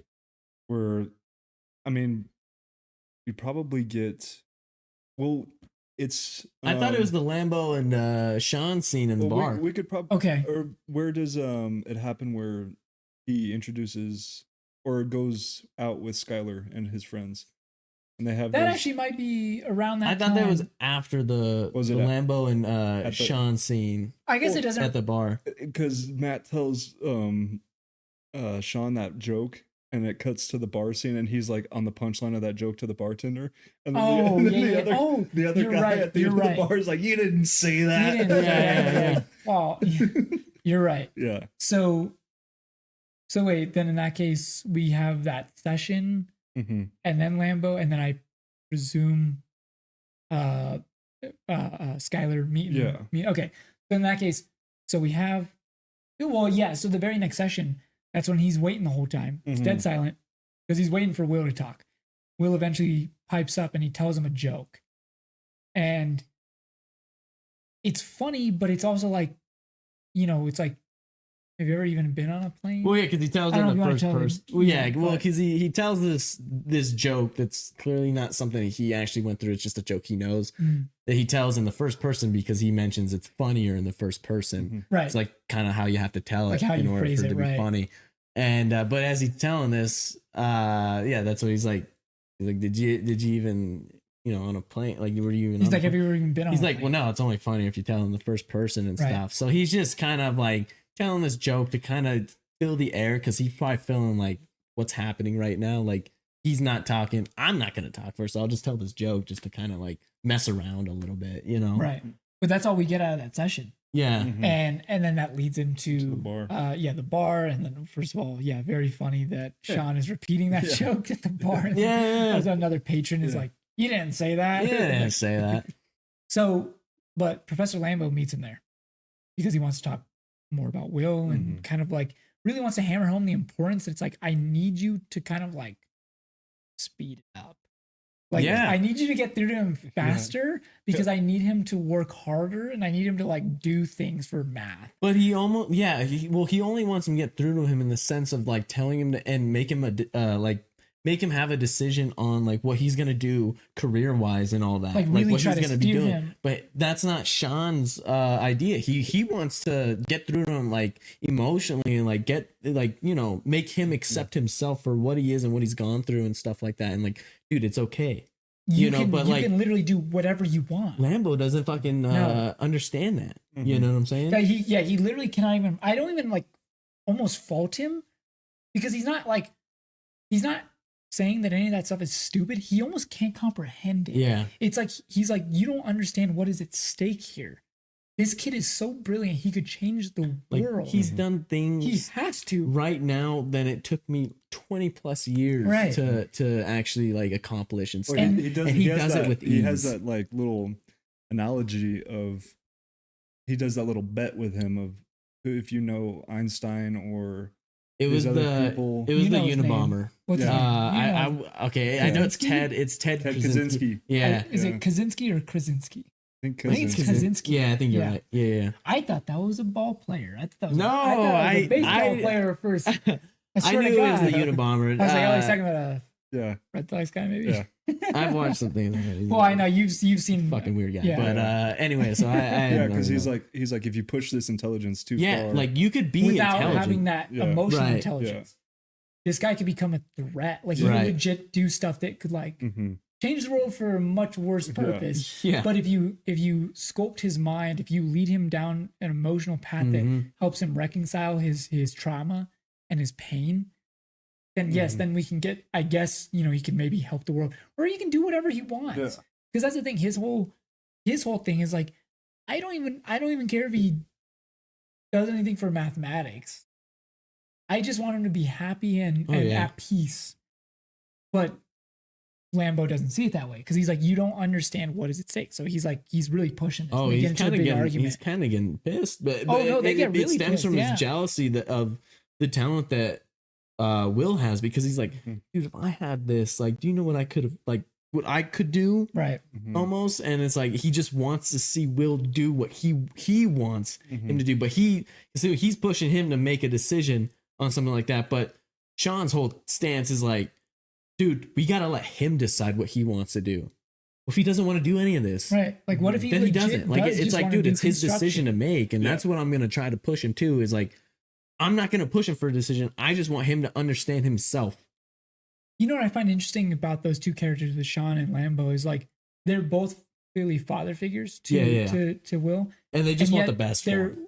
They do well, but the thing is, Lambo wants to live vicariously through his Oh, yeah. son, Mhm. right? Will. Yeah, Whereas Sean legit just wants him to be happy. yeah, And it's two very different approaches to, I think, parenting as a whole. I think a Mhm. lot of parents, yeah, they'll often push their kids further than they need to be pushed, or maybe at all, because they wanted to do a specific thing that they never got to accomplish. And it's like, can't make them do that, right? Like if they don't want to do it. Yeah. If that's not something they want to do, you're going to make them resent you and that process. Yeah. Whereas if they're at peace with themselves, then they can freely make that decision for themselves. I love It's that. a very, very cool too. kind of like this co-parenting of like, how do we deal with this kid? Yeah. And they're just butting heads on it because they don't see eye to eye on it, because their ideologies are complete opposites almost. I find that very interesting. But I think, again, their performances come across in a very authentic way.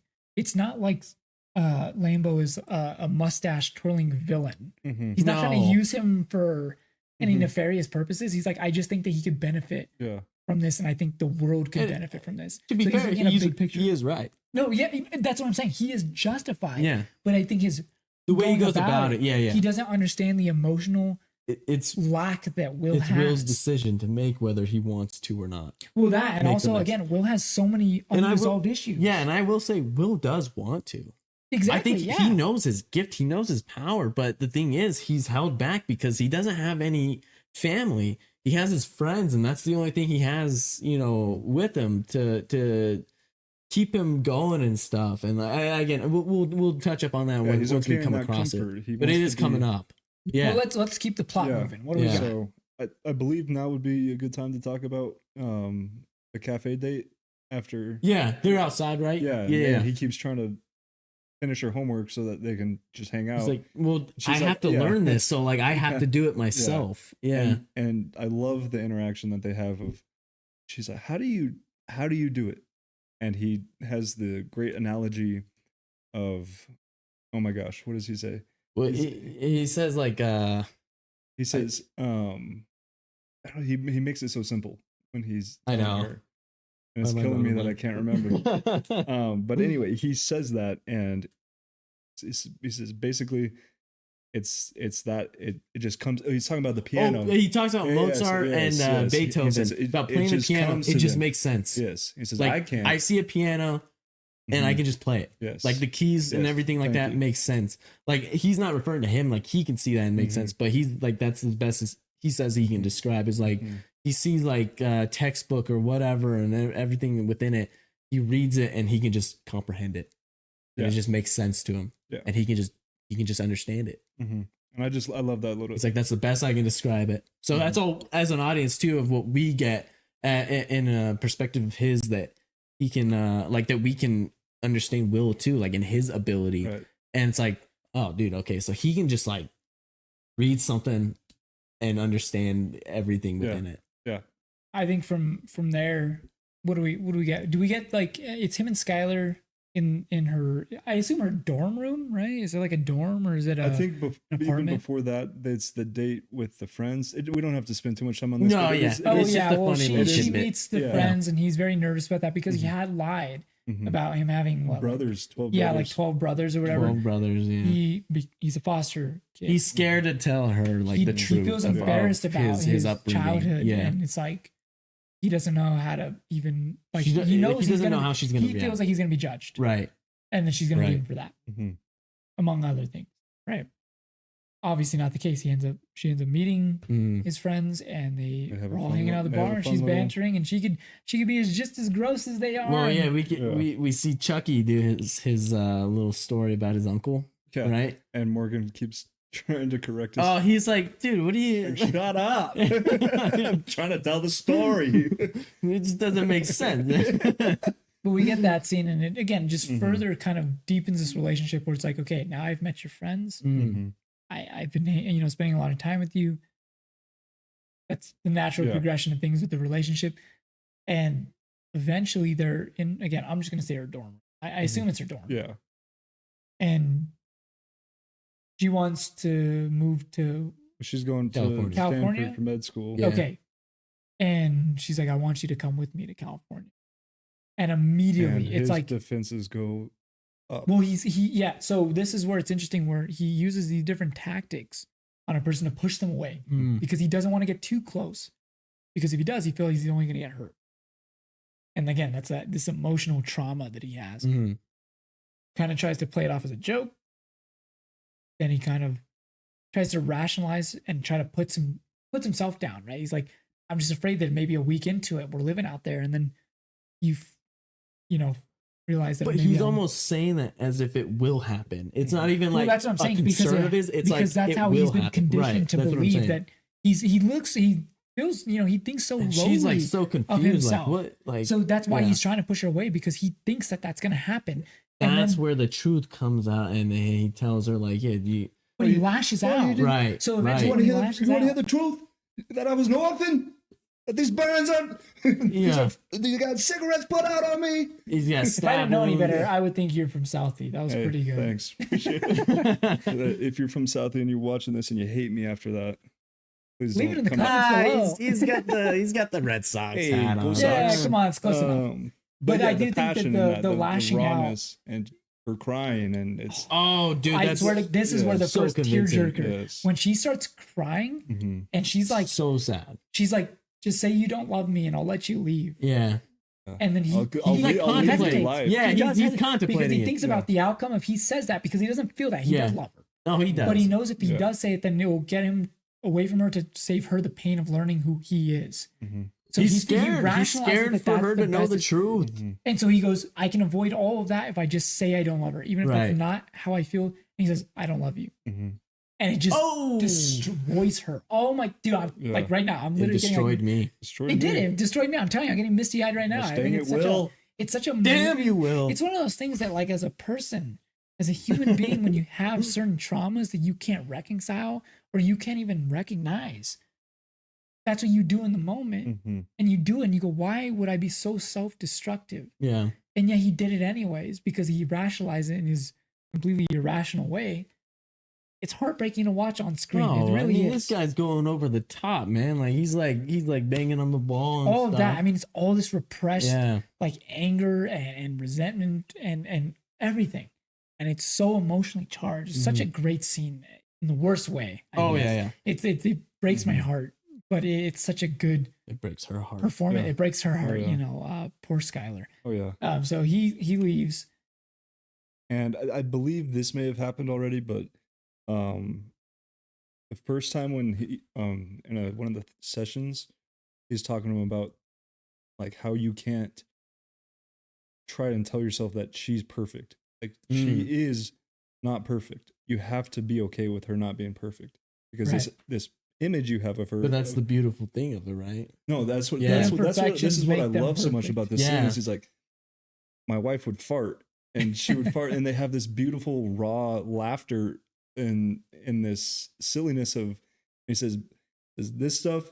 It's usually people would be embarrassed about. It's the most embarrassing things about him. He said, but no, that's the good stuff. He's like, this is the shit that I remember. yeah. You know? Oh, that And, warms my heart. I mean, we to, in that scene alone, we see Matt Damon just Yeah. laugh hysterically as he's telling this story. Yeah. Like, I mean, it's so convincing because, to be quite honest, I wasn't like laughing along No. with it like he was, No. but like, it's almost like that laugh runs on so long and it only increases in like, in humor, and like, I started, giggling because of how you start the to wonder laughter he's having. How much is he laughing Yeah. without needing beers, or without needing to be around Yeah. his friends? Or when was the last That's time a good take, yeah. he actually just was sitting there and soberly minded belted out a laugh because something just struck him, and that's just where they're at with this relationship now. Is these walls are down. Want to say fun fact? Yeah. I saw something that I guess the cameraman, as Robin Williams is telling this joke, there's actually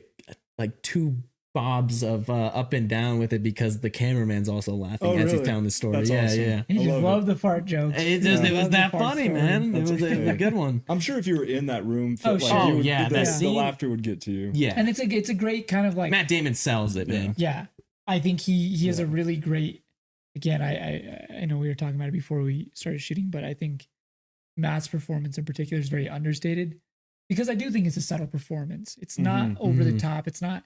He's not doing too much where you're thinking like, "Wow, what a performance."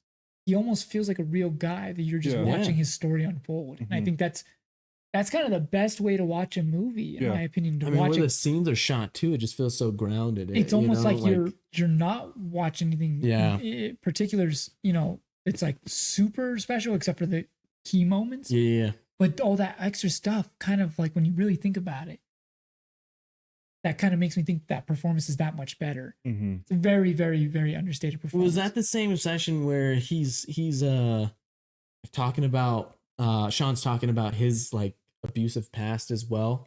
It might be. And he's talking about like I don't think he says that until the very end. Okay. Their last session, if you will. That was the last I one? believe so, where he like, because then he asks him, and I'll explain They this later. stand up at the end, right? They're standing up, and then he. Who's standing up? Actually, I don't know. Because there's something Would that about be there's the something last about one? like, do you have any experience? Because he's looking at his file. I think it is the last session. I could be wrong, but he's saying something along the lines of like, "Do you have any experience with this?" And he's like, "20 years of counseling. Yeah, I've seen plenty of this." And he's like, "But do you have any experience with this?" You know, and he's like, "Oh, personally, like, yeah, my my stepfather was a drunk, you know," and then he kind of yeah. I don't know if that was the very, very last session, and not to jump ahead too much, but I don't know. Maybe I'm out of order. I honestly don't know. I think I guess to me it didn't feel like the last session, but I also because I want to say that might even lead into, and then again, I don't want to spoil too much, as if there's too many reveals or anything. But the whole you got the movie spoiled already. Sorry. Spoilers. No, sorry. Spoiler alert. It's not your fault. Yeah. I thought it led into that. Yeah. But I could be misremembering. I thought that was after, because I thought they were sitting down as they're talking about it. I thought that was the previous session before the last session. I could be wrong. I some of these, and I'll be honest, some of these sessions get kind of blend together in my brain at the very least, and I think that's no discredit to the film or the storytelling or anything. And I do think there's a general vibe this movie goes for, and I think that's how the story kind of goes, where it's very straightforward in its presentation, but I do think that it continually builds to something more. Yeah. Ultimately leading to our climax, but we'll get to that. And I think we're basically approaching that. Yeah. Besides the "it's not your fault," I think we're missing the other most important therapy session, and that's Clutch Fisk Game 6. Dude, no, I wanted to mention that too. Yeah, I'm glad you brought that up. I love. I mean, this scene is. Probably, it's very telling of Will's love for baseball as well, right? Yeah, that we see throughout the film. And his emotional maturity, not be able to comprehend that like this was more than just a game for Sean. Yeah, and his heart told him to stay there and have a drink with his going to be future wife, and he's like, "They let you get away with that?" He's like, "Oh, they saw it in my eyes. That's like they had to." Yeah, like they saw no. And just the passion that they're both two having there. And I'm sure you guys saw in your research about the overhead shot of using the chairs as like a baseball diamond. Oh, I did.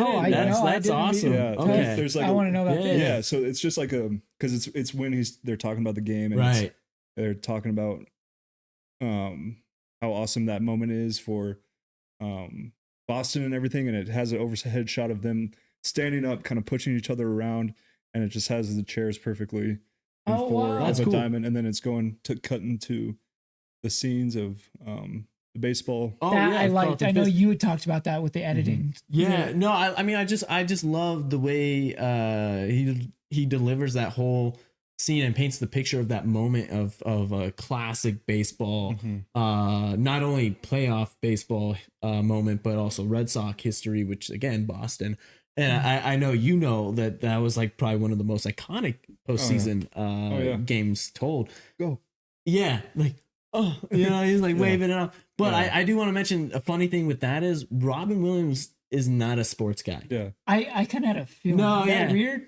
No, he's not a sports guy at all. So he did not have any context as to the story at all. He's just delivering these lines in a very believable way because honestly, I would not have believed that he didn't know about this. Is it weird that I had a feeling that he didn't? Honestly, that's good for you. I wouldn't have guessed. Not that whole scene, and again, I love the editing right there. That's where the editing shines. But it's cool. I did get the feeling that I'm like, I don't think this is a baseball guy. It's like it's very general stuff, which you could just Well, look up. he tells it in a way as if he was at the game, right? And then he goes in to say, so he's would like, you rush the field? he's like, I wasn't at the fucking game. It comes off like someone who didn't go to the game because he didn't. Right? That to me, I don't know. He just, well, I don't know. He described it in a way that I thought, it's a great scene. It's a great retelling of and the what does he say, Derek? He threw the tickets across the table, and what does he say? I gotta go see about a girl. Yep. And then he's classic line. And Will of course laughs at that, scoffs at the very idea. I had to go see about a girl. What is that? And that will. I wonder if that'll come back later. Yeah. But it is a really good scene. Yeah. I don't really care about the semantics of does Robin Williams watch baseball? Yeah. It's fun though. Someone had said that Robin Williams like improvised that. Like he said that.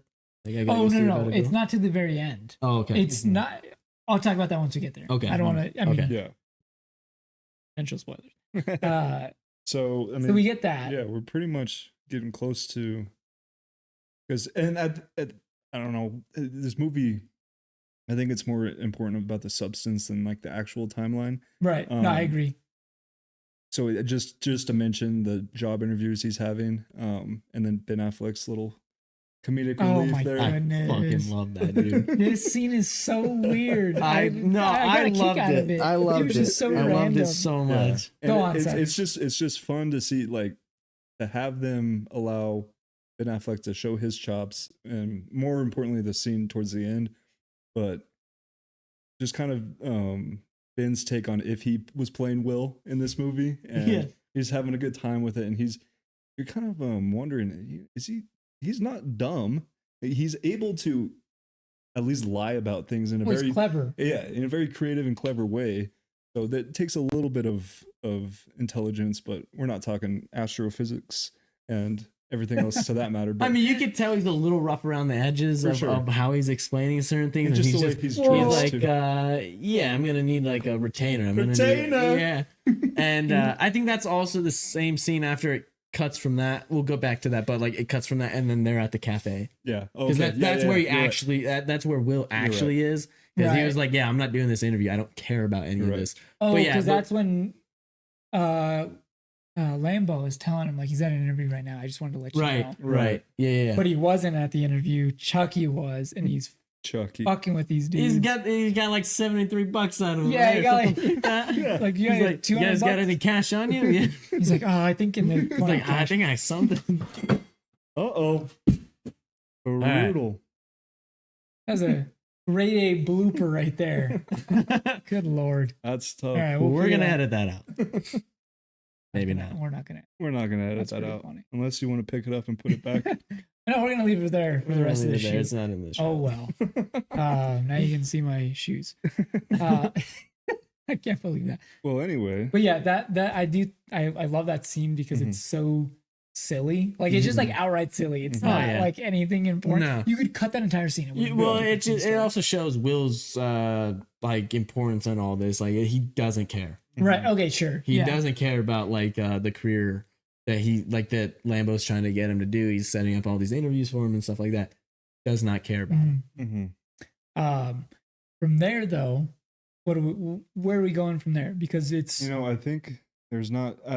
It'd be probably good to talk about, because he turns down. Well, then he does attend the interview with the NSA. Yeah. Obviously turns that down, and then it transitions while he's describing that to Sean in his next session. He's telling why he would turn that down, and is that our last session where he's describing why he turned down the job, and then we get the finality of it all? Because I believe that. And wait, hang on. Never mind. I'm sorry. I thought we skipped a point. Yeah, that's my bad. I thought we skipped a point where it was like, oh wait, we got to talk about that. But I think we did talk about. I was most of this thinking the next big part might be Lambo and Sean actually getting into an about argument. it. And Will outside his decision. I don't think we're missing anything. I mean, Lambo does approach Sean in his office, and they're just going back Will's and forth. outside of the office fucking overhearing. They don't know about it. Yeah, they don't know that he's outside. Just outside of the office. So he's listening hearing him. on them talk about. And again, both of them are making realistically like really good points Yeah. about what, like how to proceed with Will and what he means to it all. I guess, you know what I mean? Like literally to the world. He's like world, changing intelligence, and that's Lambo's whole point. But then again, Sean is like, dude, he's a broken man. He will do nobody any good if he's, if he doesn't, If if he's not able to, and not if he's accepting not even himself. able to understand what's going on with He's him. like, I'm and not his gonna let childhood. you push him. I'm not gonna let you push him too far. Yeah. Right. And Because he's grown this love for him through learning him and actually seeing a wall get broken But see, down. that's the symbiotic relationship that Sean is having with Will, because Sean is also a broken man. Yeah. He lost his wife 2 years prior, and he's in this cocoon. He's teaching at this community college and stuff, and he went to MIT. He's a brilliant man himself. Yeah, he's kind of almost in this cocoon of being in that like depression state of losing his wife and still being that. But him and Will are almost bringing each other out of that. They're helping each other out, and that's what I like about their relationship, is because not only is Sean helping Will's helping Sean as well get out of that. It's a very much like, they're both trying to move forward, right? And even if Sean doesn't realize it, Will ask him like, what, why aren't you still looking? Why did you give up? And it's like, well, in Sean's defense, he's like, no, that was my wife, and that's all there is to it. Yeah. Like I but like that doesn't mean that he can't like do stuff himself though. Like whether that is being with someone else, which I don't think that is. I think just of him doing stuff rather than teaching other courses at this community college. It's more so just getting out there and doing what you want to do as well, which is what we see later on when he says that he's gonna go, sailing or whatever, and maybe he'll write and Baltimore. yeah. He mentions all these cool places, and he's like, yeah, Baltimore. I love it. But I guess I think before that, we did miss him screaming at Lambo about how easy all of it is. And when he's in his office and he's like, you know how easy this is for me? And you know how much I hate watching you fumble over this. Dude. He is like making Lambo Will is making Lambo feel so little because he's so fed up. I think this is after he had broken up with Skylar. So he's like, he's in a very, I would say, fragile, destructive mode where he's willing to like just burn all of his bridges. He's fed up with everything. He doesn't care about this math. He doesn't care. He doesn't care about that. He just lost a girl that he's the first girl he's probably ever actually loved because he threw it away. And I think he's coming to terms with that in a way that's extremely destructive, where he goes, that's not my fault. I'm gonna make this everyone else's problem. Yeah. It's insane, but it makes sense for his character, of course. But he's completely putting down Lambo. And he's talking about his work. I mean, he's like, do you know how easy? Yeah, he's literally like, do you know how easy this shit is for me, and to watch you fumble over this? And I mean, he's just putting him down. Like, how do you not get this? Yeah, I think he might, something along those lines. It's pathetic. Yeah, I can and see it's it. a very and then he walks away and he literally burns. He like lights on, lights his work on fire. Yeah, and throws it on the ground, and Lambo comes scrambling to blow it out. I mean, like it's like diamonds. Gold. Yeah. To him, and it's like, how could you throw away this knowledge? And he can't believe it. And it's like, and Will's looking at him like how pathetic. Like, this is crazy. Yeah. But to me, for Lambo, this is where that humanizes his character a lot for me, because while he's a brilliant man, he doesn't have all the answers. And clearly he knows he doesn't. Right. Which is why he wants just really hone in on it. Yeah. As much of Will's knowledge good or bad, right? Yeah, I think he does want the best for him, and he thinks this is the best for him, but he doesn't, or at least for others. He doesn't and mathematics is a field, right? Like it's an overall good. Maybe he has nefarious, not the best way to go about it, but yeah.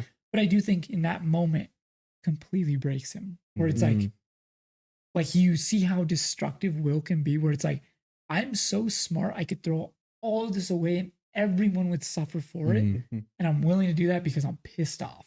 I'm pissed off and I'm sad and I don't know how to process those emotions. Well, And it breaks people around him. and then is this where we get the scene of him and Chucky talking at like the construction Yes. site? This is And, the final kind of yeah. like He's talking to Chucky, and he's this is like he's talking about like the future and like his kids and Chucky's kids, Yeah, we're gonna playing play little ball. league together and stuff like that. And then he's like, if you're still here, in 20 years, he's like, I'm personally gonna kill you. he's like, I'll kill you. Yeah, I'll kill you. And then he like Will's like, what do you mean? And I know he's talking about, he's like, you have this gift. And if like any one of these guys around here had this gift, like we would do something about it, and like we wouldn't blame you. The best part, go ahead. I'm sorry. He specifically says you're sitting on a winning lottery ticket and you're too much of a pussy To cash it in. Yeah. That is like, that's the whole movie. And about That's the like- whole movie. And he's Chucky, like, I love when he's like, well, what do you know? And he's like, I'll tell you what I know. He's like, the best part of my day. Yeah. yes, I mean, this is, you've best part mentioned of this a it, couple of times. Yeah. waking up and going to your house and you were doing it well though. Go ahead. I want you to cook. He was just saying like the best part of my day is like the 15 seconds or so that I get from walking up to your doorstep, and just the thought of you possibly not being there. You just would have up and left, not said anything, and I would have just known that you went off and did your thing. Mm-hmm. He's like, that's the best part of my day. Mm-hmm. And I think that hits home with Will, because he didn't know that that's what Chucky was feeling, all this and that. Like he's thinking about staying with his family that he has with these friends of his, because he has no one else, and he feels scared to actually use his gift for something, because that means going away from his friends. That means going off somewhere else alone, presumably, and doing these things with his gift. And would that give any fulfillment with him, because he won't have any family around him?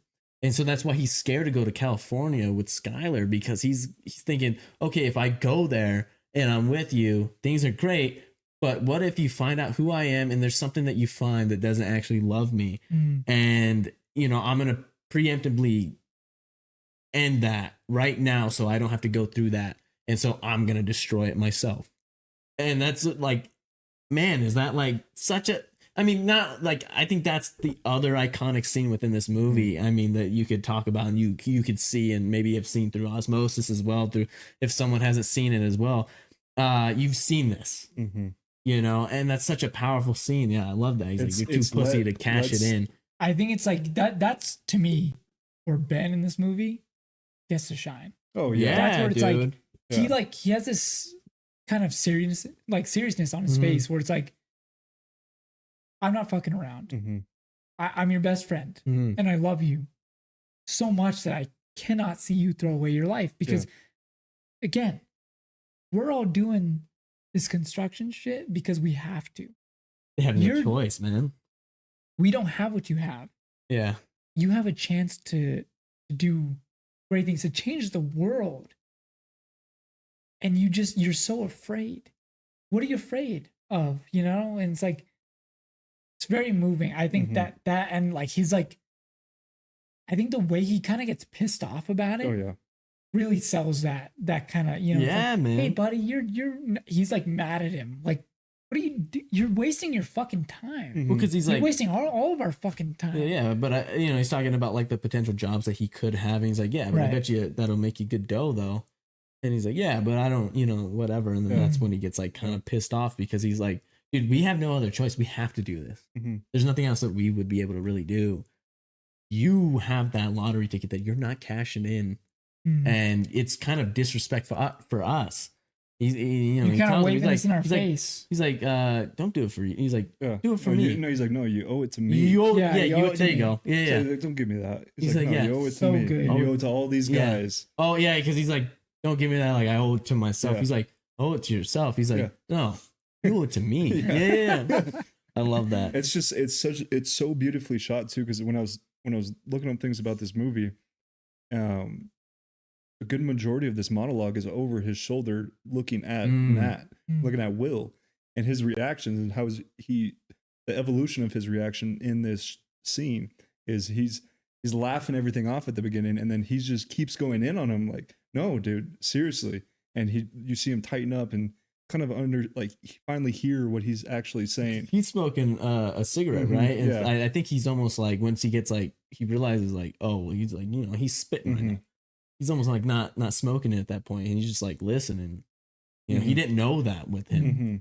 He's never like told him that before, so he's thinking never like, had to be held accountable right, by Chucky. Right. right, Chucky's going like, dude, I've had enough.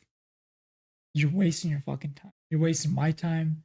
You're wasting all these guys' time. yeah, Because you're capable of so much more. Mhm. Yeah, like you said, I mean, he outright says it that it's almost disrespectful Mhm. for you to be here every day wasting your talent. yeah, Why would you do that? Mhm. Very moving scene. great. Very Yeah. iconic scene. Is that maybe the best scene in the movie? Maybe the bench. To me, the yeah, bench the scene might be bench. the best. I think that just But like that.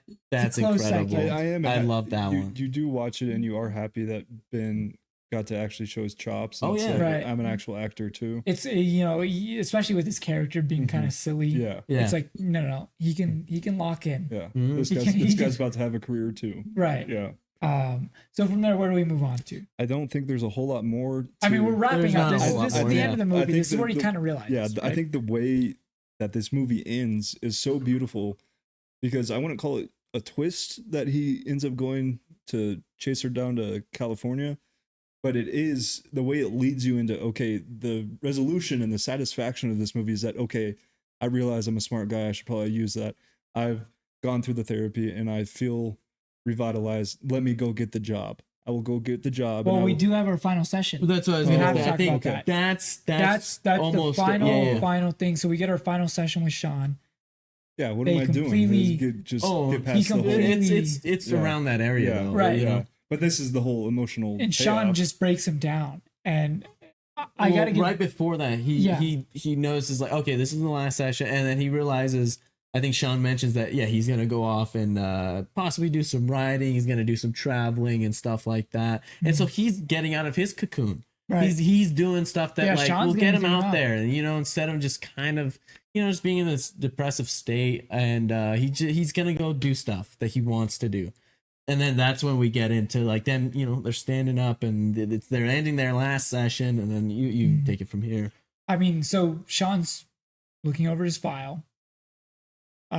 Will has suffered so much physical, Mhm. mental, emotional abuse by foster parents over the years.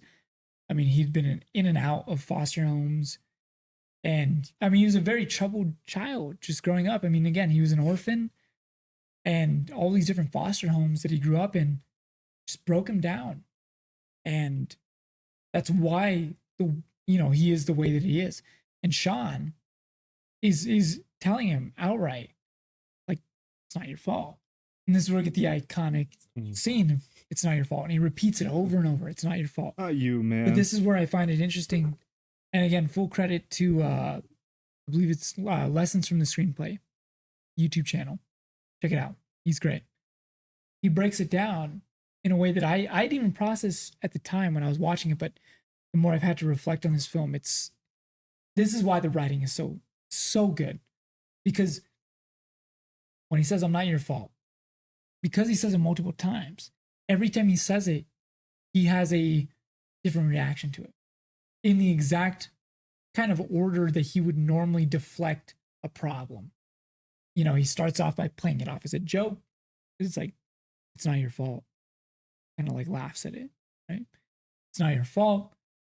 He kind of like acknowledges it and takes it at surface value, right? And he keeps saying it. He gets aggressive. He pushes him. He's like, "Don't fuck with me." Mm-hmm. Keeps saying it, and then he breaks him down because he's out of. He takes that push. Oh yeah, He he's wears a it. wall. My Oh, goodness, just- he pushes him. He doesn't Push move an shit, inch, man. but he keeps going with that because he knows once he's out of excuses, he can finally realize like it's truly not your fault, man. You're the product of abuse, Mm-hmm. neglect, hatred, everything. Not your fault. You're a brilliant person and you have so much to give, but you won't let yourself go because you can't let your past go, even though that's not your doing. heartbreaking. It's such a moving scene. And then Mhm. of course then he breaks down. Mm-hmm. He finally gets through to him.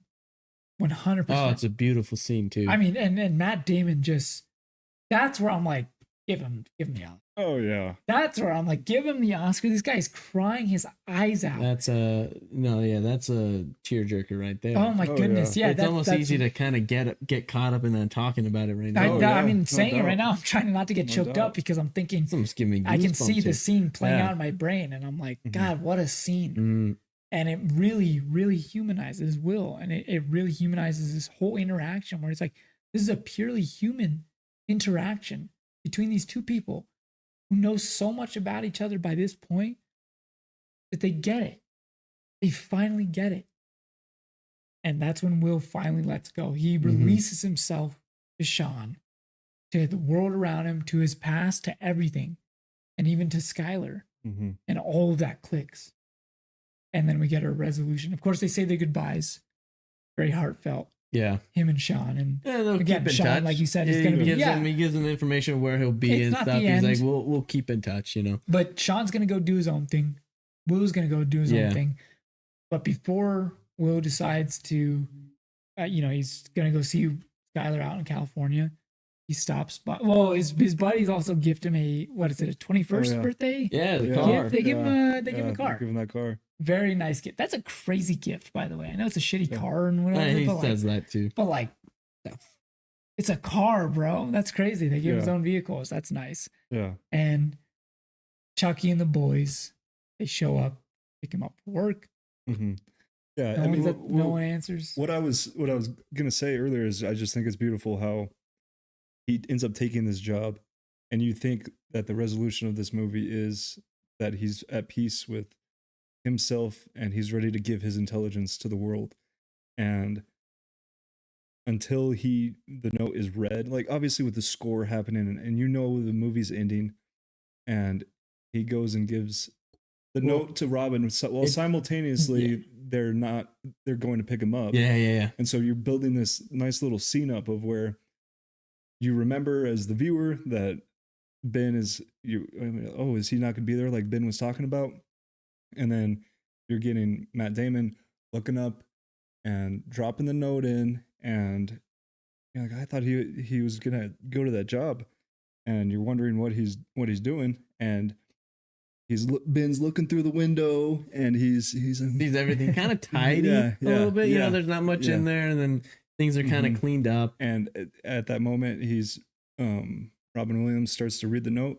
It says, "If Lambo comes by, tell him sorry about the job, but I had to go see about a girl." Go see And he about a said, girl. "Son of a bitch, he stole my line." Yeah. So that's where Robin Williams had apparently improvised. That's that line, Where he right. said, Yeah. "Son of a bitch, he stole my line." Because they did a lot of takes of Yeah. that, right? Yeah. if I'm And not then- mistaken, like yeah, 60 he or kind of something. dropped that in there. Just let it roll. Let Yeah, the yeah. Originally, I roll. think the original in the script, it was like he didn't have any line. He just kind of like Yeah, smiled yeah. and like understood. Mhm.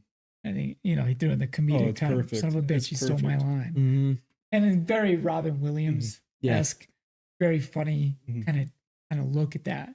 Mhm. Like, oh, he literally used exactly what I Yeah. had told him, and how funny, how much shit he gave me for saying that, and now he's, it was very sweet. It, Yeah.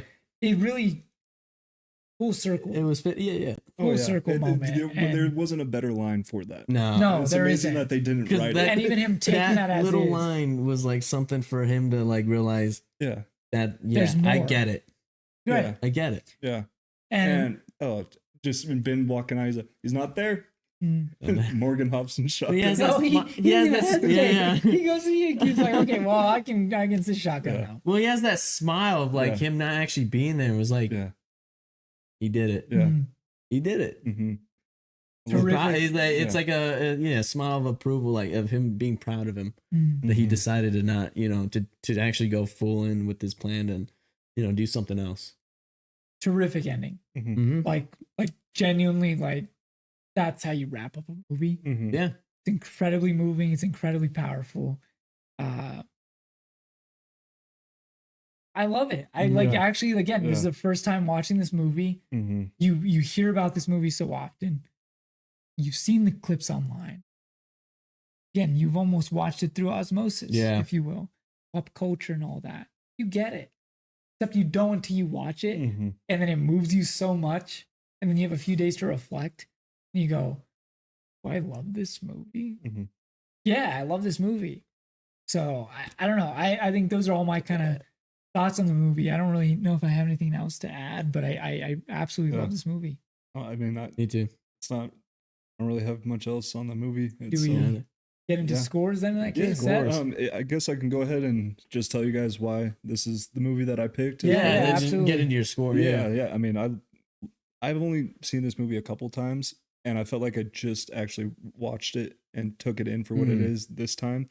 But I do love this movie. I love putting myself in Will's shoes and what, like, kind of breaking down, what am I afraid of in my life right now? What am I not like pushing for right now? And kind of letting Robin Williams kind of talk to you, and like you were saying earlier, and I just love character movies. I love movies about people and humans and having to the coming of age aspect. I love people having to reconcile things and get through something and have that, so you can, as an audience member and a viewer, have that emotional stakes in this and feel satisfied when the end comes, when Mhm. when you see him driving away and that music's playing and the credits are rolling and he's still showing him driving, and it's like this is why you love movies. This is why you go to the movies, watch a movie on a Friday night. I think it's very beautifully written. I think the acting is all phenomenal. I think for those guys to be in their first movie, you can just tell that they're having fun and they really want to be actors. They really want this. I think the movie's not the same if it's not Robin Williams in it. Um, but I think everything that supports it is fantastic, and I'm glad that you have seen it now, and I'm glad that you've seen it again. But I definitely wanted to bring it to us because it is still another someone's movie early in their career. Something I thought would be easy to talk about, and didn't expect it for us to be bouncing around as much as we did. Yeah, no, definitely. But this was fun. I really like this Let's movie, hear it. and my score, the 9.37. Okay. God Going damn with the you, tentative man. scores again. love I'll it. keep mine a little simpler in terms of score. Mhm. Really, it's a little more straightforward. But I'm very happy this got picked. Mhm.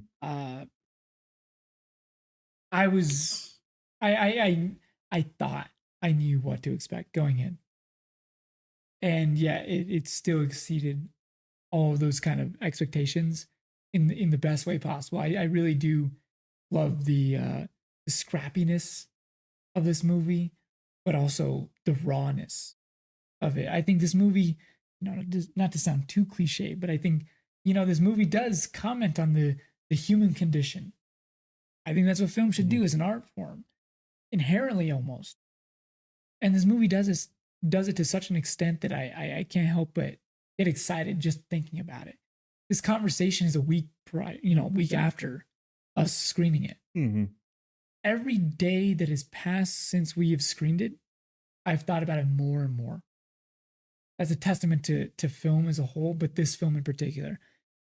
My initial score, I'll say, this is no discredit to the movie whatsoever. Wait, your initial or is this your This score? is my initial score, but I'll give it a different score only because I think having a few days to process it has changed that. Right. My initial score when watching, because I was trying to think of a score right after the movie Mhm. credits roll, whatever. I'm thinking, okay, this is probably like an 8.7. But days after really processing it, thinking about even just specific scenes and really, really learning to like love this movie, I'm gonna go with a 9.1. I was really, really impressed by this movie. And I guess that shouldn't be any surprise because of the acclaim this movie had, not only at the time it came out, but even to this day. But I was extremely impressed all the way around. I think it's a incredible watch. I think you're looking at looking for a movie to kind of make you feel something, make you feel a little more human. Watch Good Will Hunt. It's really fucking good. That's as much as I got to say. Tanner. I'm gonna take a page out of Seth's book here, Uh-oh. and I'm gonna go an 8.95. I loved it. I think just the novice in it all. I think there's certain elements within it that, like, you know, there's certain things that maybe like you had mentioned, like some of the editing and stuff like that. But like, not that that was a problem at all. But I think overall, like, there's certain scenes in there that it just truly get you by your heart, man. Like, I mean, there's so many tearjerker moments. There's so many moments where you're rooting for Will, and you know, you're just trying to understand him too, and he's trying to understand himself. So you're simultaneously going through with that with him, and the relationship that they have, not only with him and his friends, like him and Chucky, but also just, you know, him and Sean. They have such a like similar background. You know, they're symbiotic. They help each other out, get out of their cocoon, and I really love that. And again, I think, you know, 8.95, I have to go with that because it's not quite a 9 for me, but not to say that that's any knock to it at all. I think it's right up there. And I think it's just, it's a beautiful movie. Go check it out if you haven't seen it. I mean, I'm sure you probably have if you're watching this, but if you haven't, the off chances you haven't, go watch it. No, Please really. go I mean, watch again, it. as a first-time viewer, It'll have you lingering with like some of the Robin Williams scenes of him talking to Will. It's almost like when I'm watching that, I'm contemplating, what the hell am I doing in my life, right? Like it almost like it's that good of writing. That's a testament to Matt Damon and Ben Affleck. Absolutely. Like it's beautiful writing, and it's incredible that they were able to do it at such a young age, and for this to be their first thing that they put out, and are immediately nominated for Oscars and win 2 Oscars, and one of them being for their screenplay. And it's beautiful work. But again, just to add and kind of agree with you guys on what you guys had for your scores, but 8.95, that's mine. But that's pretty much what I've got on the movie.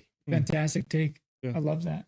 I love, I mean, the last thing I'll say about this movie, I don't know if you guys have any final thoughts or anything maybe you forgot to mention, but I just want to say that, again, to reinforce as a first-time viewer of this film, it's everything you've heard about this movie, which I assume is a lot, and then it's even more than that.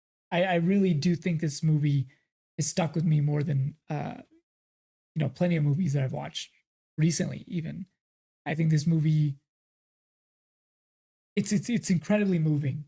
I think any movie that can make me feel anything, really, but especially make me feel so deeply connected to my own humanity and what it means to be like a person. I don't know. Does that make sense? I'm not trying to act like I can relate to it. I can't relate to Will. And what I was saying, like, right? it has you like just, I mean, pondering, like, after it makes you think about life. It makes you think about life and what you do with it. And I think, I don't know, maybe that's it's one of those things that I don't necessarily look for in a film. But when I get it, I can't help but say that I am incredibly moved by it. And this I don't think you can really expect it, but exactly, you know it when you see it and hear it, like it'll hit you. And this movie is terrific. Yeah, Tanner, you said it. I mean, just go check it out if you haven't seen it before.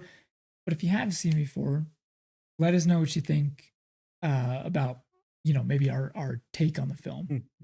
Seth, any final thoughts? I mean, I think that's good. Yeah, I don't have anything else. Tanner, you got anything?